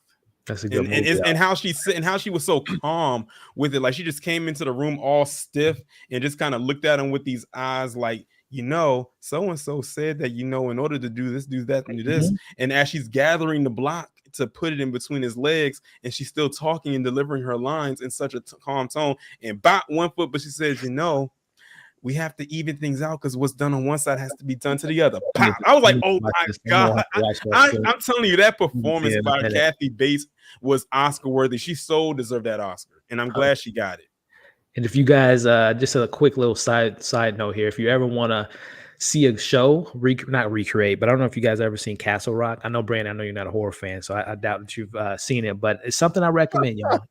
Season 2, season 1's not that great in my opinion, but Andre, whose name's slipping me right now, is one of my favorite actors, but season 1's not that great. Season 2 is fantastic. The young lady here, Lizzie, she plays Cat. Well, I don't want to give too much away, but anyway, if you like Misery, see this show, watch this show. And yeah, I'm looking at this cast and I see her name, the character that Kathy Bates plays. So I'm guessing this is like this has to be a prequel. I would recommend I don't want to give too much away, but yes, I would recommend seeing the show. If you're a fan of that movie, you will want to see this show. It was fantastic. I'm so mad it got canceled, but it's a really good show. But shout out to, speaking of show us some love here. Shout out to Tyra with the super chat. And she says the 3 hogs rolled up on them, same energy as the 3 jewelry snatchers in the. Oh yeah. Al home. The hogs could hold us. Good catch. And we're gonna get to that point now, Tyra, because that was a really good catch there and a good find. And appreciate the super chat, Tyra. And hopefully you can join us next week on the finale. But shout out to Tyra, Struggle TV Reviews. Check out her YouTube channel and help her get to 10K subscribers. She's getting closer and closer. She's getting closer. She called the hogs something different in her video. I'm laughing. Yes, I know exactly. Tyra, man. Love her content, man. But gentlemen, it is now the time that I think it's pretty, for me at least, the most tense I've ever been in a show. Yeah, definitely. Tyrone, I'm gonna start with you, man. He finally crawls home. It is nighttime, as you mentioned. The package is there, the skillet, which we'll get into saving his life. Man, he's just like, I can only imagine. Al at that moment is like, man, what can go worse? What can be worse? Well, Tyrion, he sees 3, or as Tyrion mentioned, he sees the hawk, which, by the way, if all 3 of them would have attacked him, it would have been a done deal. Oh, it would have been done deal. Fortunately, it was one of them. And I'm so curious, Tyrion, them hogs had it out for him. That hog looked at him for like a couple seconds and was like sniffing, like, you that same mother that tried to, okay. I mean, he came at him, Tyrion. Let me know, man, how you felt about that scene. That particular scene that scene right there, literally, I was already engaged to the episode as it was, but when I saw those glowing eyes, there's something about glowing eyes in the dark. It's just something that's freaky about that. Yeah, when I saw that, I literally leaned up. I was like, oh my God. I said, those are the hogs that Clyde was talking about at the store that attacked that woman. And that's the ones that Al just kind of brushed off. And then my first instinct was, Al, reach over and get that skillet. Reach over and get that skillet, because you're going to need it now. Yeah. You're going to need it now. And how ironic. A lot of people will make bacon in a skillet. He's beating over a hog. I said, after you do all that work, you might as well just go ahead and skin that thing down and eat it. After that point, you might as well. And it's like, look at them eyes. That thing was ready. That thing was ready to attack. It like that. That's something you don't want to. You're not trying to see. But like I said, luckily he had that skillet. At first I thought with that one hog that was going to be, and because of the way it charged him. And I think Al is already injured. He is exhausted from having to crawl from all the way where he was all the way back home with an injured foot. He is tired. So to imagine that this man still has enough stamina to even whack this hog to death with a skillet that he ordered off of Amazon, which thank God he must be a Prime member that it got there at the time that it did, and to just whack this thing to sleep. And he had to hit that thing well over 10 times in order to Brandon got the count. He got the boxing count for us. Yeah, he hit him like a significant number of times to have to make sure that this thing was done for. And that says a lot about the strength of this hog. Like, that's crazy. But I'm glad that he full force knocked him right, knocked him right there into his little shelf. And notice too, I didn't pick that up, but notice when he got attacked, the light flickered again. The light flickered again. So that was very interesting. But that scene literally had me tense up. Like, I'm literally like, you know how they say how the lady say you grabbing your invisible pearls. I was grabbing my invisible chain. I was like, damn, I hope he gets out of this. I said, get that skillet and go in. That's the only thing that's going to save you. And then hurry up and get in that house. Oh man, this was a horror film if I've ever seen one, y'all. Brandon, Like I said, Brandon was the boxing ring. He counted the body shots. And Brandon, how many body shots were there? And let us know how you felt about this scene, man. Oh yeah, I'll let you know how I felt first, man. I saw it coming as soon as he crawled up to the steps and was able to take one sigh of relief. I was like, wait a minute, he gonna turn around and them goddamn hogs are gonna be there, and they were. And I was like, this can't be true. He dreaming. And the hog ran up, and I was like, okay, he's still dreaming. As soon as he attacks, he's gonna wake up. He gonna be in bed or whatever, and go outside and gonna see that more of his weed is gone. But no, and I was like, and he ran up. I'm thinking, save your energy, bro. Save your energy. Do not stand up. You can't because your foot is messed up. Just grab the skillet and then just go to Bat Town, But he want to stand up, and I was like, no. And that first whimper or scream that he screamed out, I thought he was losing. I thought he was gonna lose, but he turned it around. And I'm like, damn, how strong is Al? Like, are you serious? Like, that's a big ass hog. Like, I mean, hundreds of pounds. I would have to assume. I don't know. I'm just gonna say 400 or something. It's probably much more than that. 500-600. I don't know, but I was surprised that he was able to wrestle it down. And like he said, man, he grabbed the skillet, hit him with that 22-piece combo, 22 hits. I enjoyed counting all of those numbers. Bow, bow, bow, bow, bow, 22 times. And that's what's up right there, man. That's where I thought he was gonna scream like Rocky and Part 4, like on the ground. I would have loved that, but it was a very intense moment. I was literally clenching my couch, screaming like, "Oh God, come on!" So yeah, it was. They just love stressing us out, man, because it was a lot.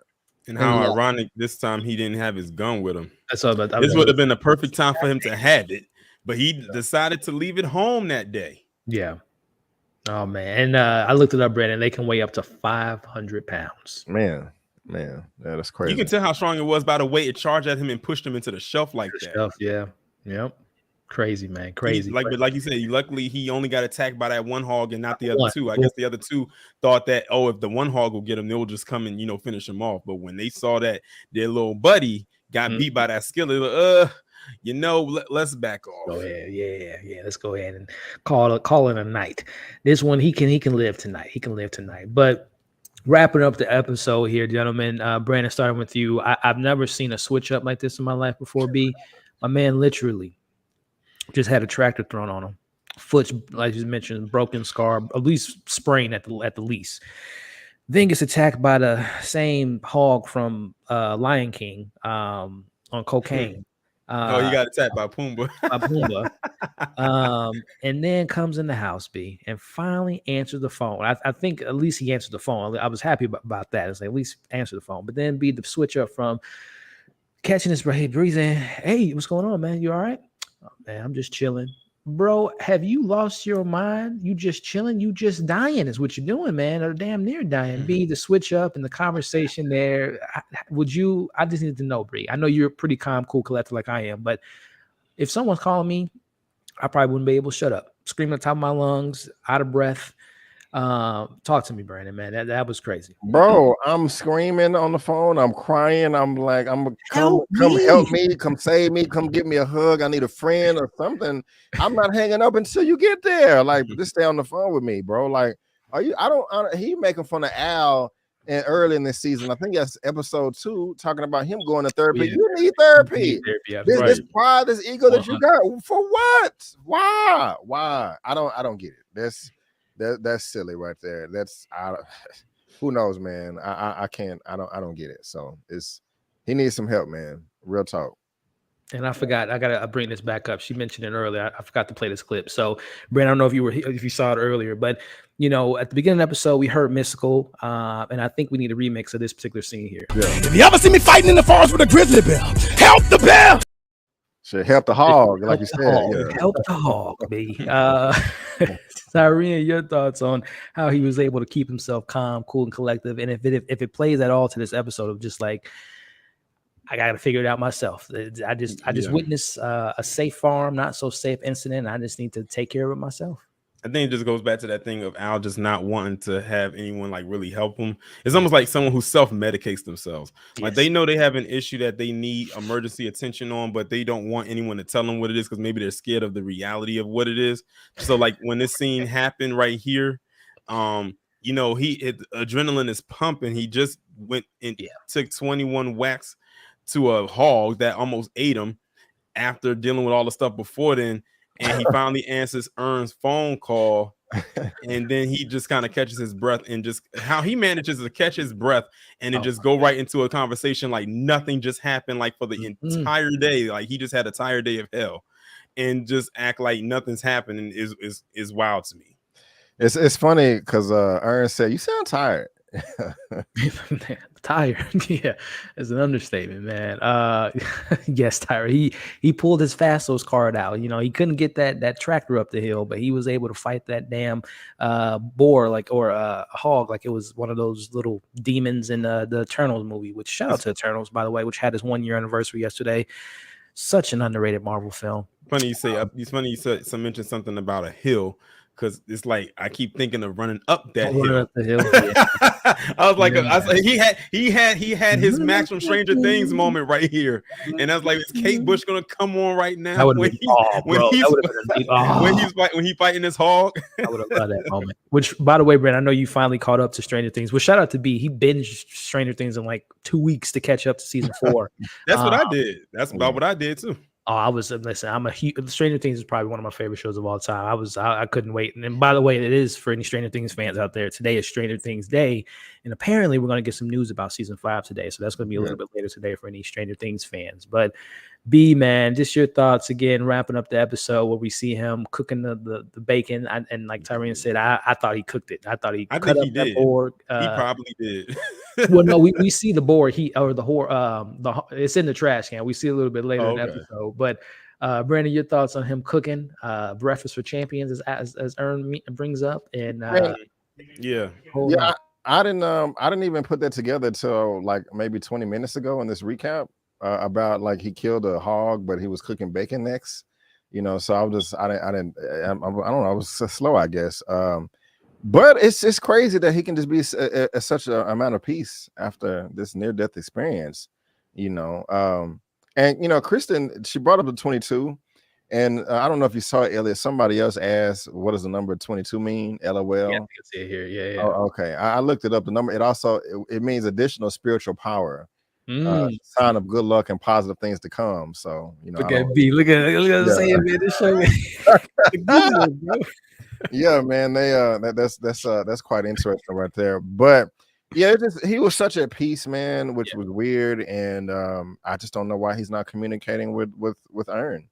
I just don't get it. I love the conversation that they had. It was a real conversation. Man, let me tell you here, and shout out to Tyra too. And I know she brought it up in her recap and breakdown, which again, check her out. And I think it's in her title as far as the vulnerability of Black men, and maybe Al kind of being. Again, we talked about him being stubborn or being, just won't help.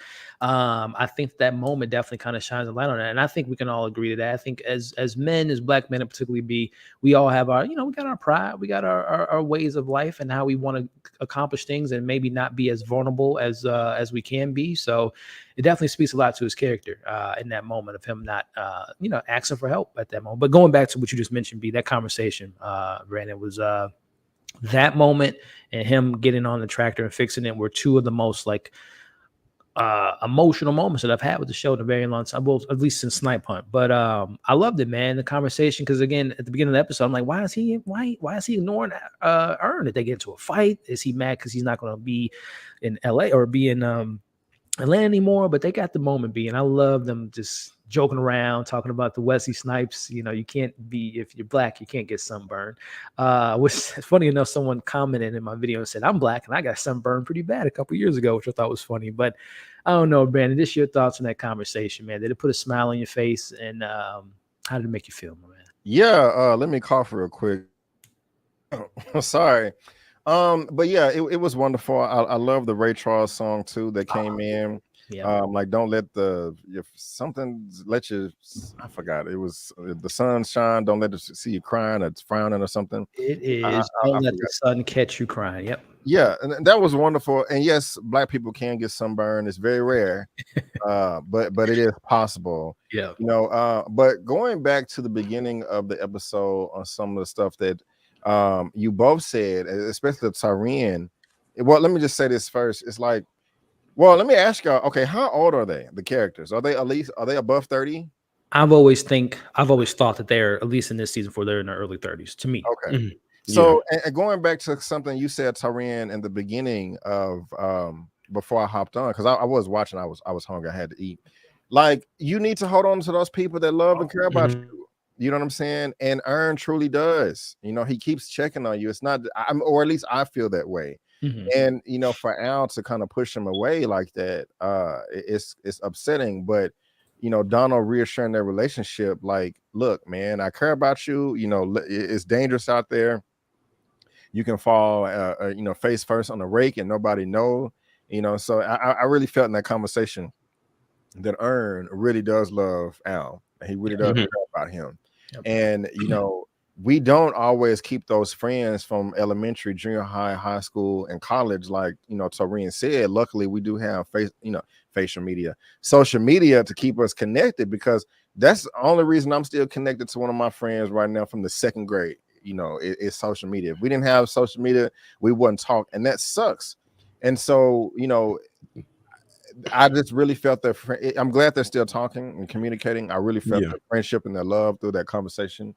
And because at one point in time, Al did not think that Ern was truly there for him when they went to out of town, and he got drugged because he was questioning him about the Masters, because the Trinity person, Trinity, what is it? Trent? That's not Trent to the Bone. That's you know what I'm talking about, right? It was a New Jazz episode. New Jazz, right? New Jazz. Well, like, who owns your Masters? So he questioned him. Like, okay, is Aaron really down for me? Or is he just trying to get some paper or whatever, get some money, or another come up, because he's struggling at the time too.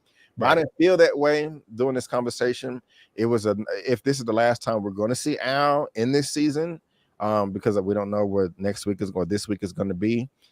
This was really reassuring to let me know that their friendship is not dead. They're not going to separate because they just grew apart. Because I know that's something that we talked about earlier during some of your live recaps, that people grow apart, and by the end of the show they may not be together. They may be on different terms or something like that. So it was just really nice to have them close out like that. Yep, I agree, man. It was a really good moment, especially I love the show, and I've rewatched the series quite a few times, especially leading up to this new season, and just thinking about their relationship over the past 4 seasons, from the very beginning of, like Brandon alluded to, he hadn't talked to Ern in a while because his mom died, and apparently they kind of fell out and didn't really communicate for a little bit, to him becoming his manager, helping his family out, to, seeing them as, successful hip hop artist, successful manager, to, where they are now. So Tyrion, man, your thoughts on this kind of coming to full circle moment, and these two cousins, but really more or less brothers, having this moment, and I guess just kind of wrapping it up, your overall thoughts of the character Al, aka Paperboy.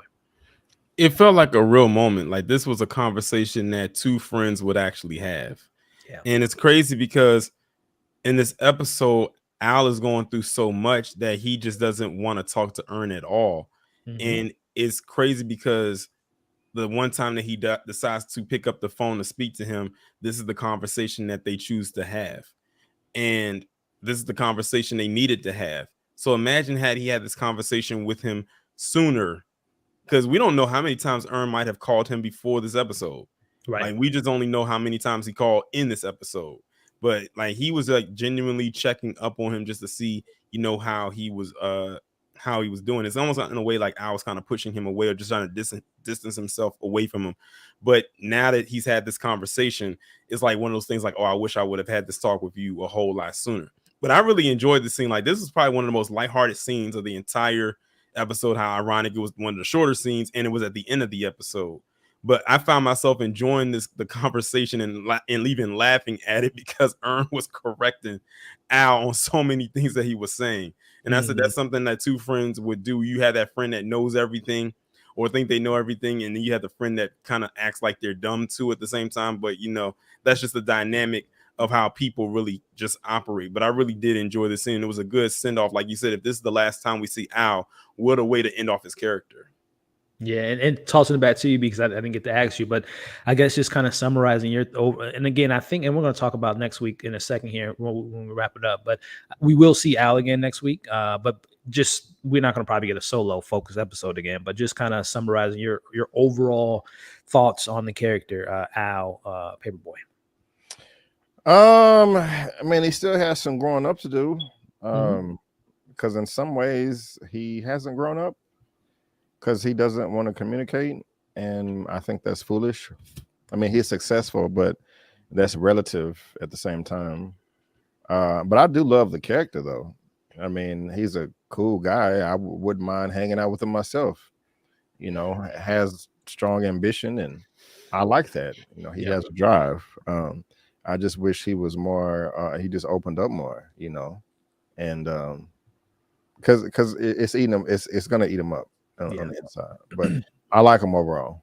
Yeah, I would agree. I think I said in my video, shout out to Brian Tyree Henry, because all pun intended, on paper, Paperboy can be a very one-note, one-dimensional character. But the way, like Tyree mentioned, the way that Brian Tyree is able to invoke his emotions through not saying anything, the way he looks at people, the way he responds to certain things without many words of dialogue, he was able to accomplish that with just how talented he is. So Brandon knows my favorite character is Darius, because I just love wild card, left field type of characters. And we're going to get into Darius here in a second before we wrap up, because it will be his episode next week, which is finally. But I will say, as far as the best written character on the show was Paperboy, in my opinion. We got the most I think he's gotten the most solo episodes out of all the characters. And I was pretty satisfied with his conclusion. Which again, wrapping up just Al and with Tyree in here, were you happy with, if this, which it is the last time we're going to get like a focused episode on him, were you satisfied with the conclusion of his arc? I would say, yeah. I would say, yeah, even though like Brandon said there, and some was saying in the chat, they feel like there was really no growth there with this character, but maybe that's just how he was supposed to be written. Like, because we all know people like that who can't get past a certain point, like they always hit a plateau and they just can't break through it. And maybe that's just how his character is supposed to be. Maybe that's how he was written, to not go past a certain point. Maybe that's just where he is. And we, like I said, we all know people like that in real life, that like you want more for that person, but they have to want more for themselves, but they don't. That's sort of like how Al is. Like he knows that maybe this is as high as he's going to get. And maybe he's comfortable there. Maybe that's his point. Maybe he knows that if he gets higher than this, he might lose himself. And that does happen. Some people get up to a point where they end up losing themselves. Like, look at how a lot of these celebrities are. Like, they were at one point, but then when they really get out there and like really up there, fame is too much for them. And then before you know it, you're hearing about them committing suicide somewhere on the news. Yeah. Because fame was just too much for them. So maybe this is his way of keeping himself grounded. And that's just where he wants to be at. Yeah, shout out to Tyra here, man. The moment was trash. He's no progress. I wouldn't say that, Tyra. There's been some progress. Go back to season 1. He's definitely come a long way. And now I do agree with you, Tyra. He still has a lot of growth with speaking and letting his emotions out, but I think he's had some progress. But shout out to Tyra there. But I guess wrapping it up, gentlemen. One thing I want to bring up is, I don't want to play because I don't know. FX is sometimes weird with trailers, so I don't want to play the trailer. But I will recommend you all, if you haven't already, the trailer is available on YouTube for next week's episode, which does allude to us getting my boy Brandon's favorite character, Darius. I'm not gonna watch it, man. I want to be as surprised as I possibly can. Yeah. So I won't even play the trailer, but these are screenshots that were taken from the. Is that a Popeyes bag? That's a Popeyes bag. Yes, oh my god! Yes, sir. Don't tell me they are about to mimic the chicken sandwich thing. I think when they shot this season, because the way it looks, oh my god. I am happy though. It seems like Paperboy is there too. So he's the one holding the chicken. He's the one holding the Popeyes bag. That was one of the things that was concerning to me, as I was like, okay, is it just going to be Darius by himself the whole episode, or if people are going to kind of pop in? I don't want to give it away because I saw the trailer, but if you look at the shot on the far left, Brandon, and also the shot with the Popeyes, we see Al will be there, but we will see all of our characters again. Good, It won't just be a centrally focused Darius episode, but we're gonna see our characters for They all showed of they showed a little preview of it on the episode that just aired, but it was a little small preview, so you really couldn't get too much. And it's ironic that this is the only episode in the last 2 episodes or 2 episodes they showed that actually had a preview. The rest of them you didn't know what it was about. But this one, how ironic, it's the series finale. It's the last episode, but they showed a small preview of it, and it kind of hints that it could be surrounding around Darius. But as you can see, Al is there too, so we're only assuming that the other two, that Ern and Van, are going to be there as well. But I'm kind of like Brandon. I don't want to see the trailer because I want to go into this completely blind. Yeah. Seeing what this is all about. I mean, this is the last episode right here that's coming up. We are literally at the end of the road, like Boyz II Men said back in the 90s. I can't believe it. Like, this is like crazy. I feel like I'm gonna have to turn on one of them goodbye songs when this episode ends. I hope it's an hour long. I doubt it, but I hope I doubt it. Yeah, unfortunately, I doubt it. It might be the shortest episode of the series, Brandon, the way this show works. And not to, again, I don't want to give too much away because I want to be a surprise to you all, but I won't bring it up here. But I'll just say the title of next week's episode is "It Was All a Dream." And I'm just reading a synopsis. I don't want to read synopsis. I don't want to get too much away, but it alludes to some things that we, if you guys remember episode 1 of this show, I'll just say that season 1. Yeah, if you remember the I think it was called The Big Bang, and if you remember that episode, Darius was like, "Where's this feels like deja vu," and he's it's like, "Where's that dog at?" He sees the dog, so I think we might get some dreams going on next week with the title being "It's All a Dream." So I'm very excited to see where all this comes and how it wraps up. If this was all fake, if someone was dead this whole time or in a coma this whole time, that would be pretty crazy. If that, I'm gonna go back. I'm gonna rewatch episode 1 of season 1. Before I watch this one. So okay. Yeah, man. Well, gentlemen, wrapping this thing up, man. I can't thank y'all enough for joining me on this Sunday, and then hopefully we can link back up next week and talk about the finale. And hopefully it's a finale that we can all root for and be happy with. But outro let's not have a UPN moment. Crossed. Yeah. Fingers crossed that it's good, man. And I will say, I guess, just setting expectations for everyone out there. We know the show is very unconventional, so don't expect it to be like a stereotypical finale. Them holding hands, singing "Kumbaya." It's gonna probably be a little jarring how they'll end things, but it's gonna probably be the perfect way that Atlanta will end things. But Brandon, man, I want to start with you as far as outro now. This is, I know, a busy week for both of us and a lot of content creators out there. And Tyrion brought it up. There's a big movie coming out this week by the name of The Black Panther. And it's funny enough, if y'all remember season 1 or season 3, episode 1, 3 Slaps, little Aquarius, what was his name? Aquarius, I think was his name. I can't remember the kid's name, but if y'all remember, Black Panther 2 was coming out in theaters in that episode. So I don't know if it's a coincidence because he was dancing on the table because they got tickets to go see Black Panther. You're right. I wonder if they set that up perfectly. Right. Yeah, exactly. God knows he works with Disney. He's probably like, "Hey, Ryan, when is Black Panther? Okay, it's coming out. Let me put our finale on that week." So I don't know if it's coincidence. Yeah, but Brandon, it's a big week, bro. So let the people know where they can find you and what content you got lined up this week, man. Yeah, man. You can find me on here on YouTube, Just My Opinion Reviews. And go ahead and subscribe if you want to get my finale recap of Atlanta as well. Like Elliot said, this is a big week. This is Black Panther Wakanda Forever week, and I'm lucky enough Disney did send me an invitation. I'm going to be able to see it tomorrow, Monday night, and I will be giving you guys a fresh out of theater reaction for that, and then the review embargo lifts the next day, like at 11 a.m. Tuesday morning. And so I have it's gonna be an all-nighter for me because I'm gonna have my out of theater reaction, my movie review, and also as soon as I get out of the theater, I'm rushing home and I'm going to be filming the spoiler review as well for Black Wakanda Forever, and I can only imagine how long that's gonna be. It's gonna be at least 2 hours maybe of us chopping it up. And so there's another show that's coming out on Hulu later on this month. I don't want to say what it is just yet, but I did finish the 3rd episode this morning, and I love it. I'll probably, when I get closer to finishing the whole series, I may talk about it a little bit more, but I am looking forward to talking about that. And I got some other stuff I'm gonna be watching as well, like Love is Blind is this week as well. I think the last episode of season 3. I'm loving that. And later on today, 6:30 p.m. CST, I do have my weekly movie news roundup show where I'm just compile all the entertainment movie news from this past week and have a panel of guests on, and we just kind of talk about it, giving our opinion on each topic. And so come subscribe, Just My Opinion Reviews. I'd love to see you there. Yes, man. It's hopefully, and I'll talk to you when we get off the stream as far as Black Panther, because I definitely want to chop it up with you. But we will definitely be tuning in to Brandon this week, because he's going to have some great content lined up for us. And of course, this Sunday, like I said, the Sports Center of Movie and TV News is where it's at. So definitely check them out with that later today. But again, Bree, I appreciate you joining us, man. And shout out to Texas, man. Y'all doing some big things out there, but those damn hogs ain't no joke.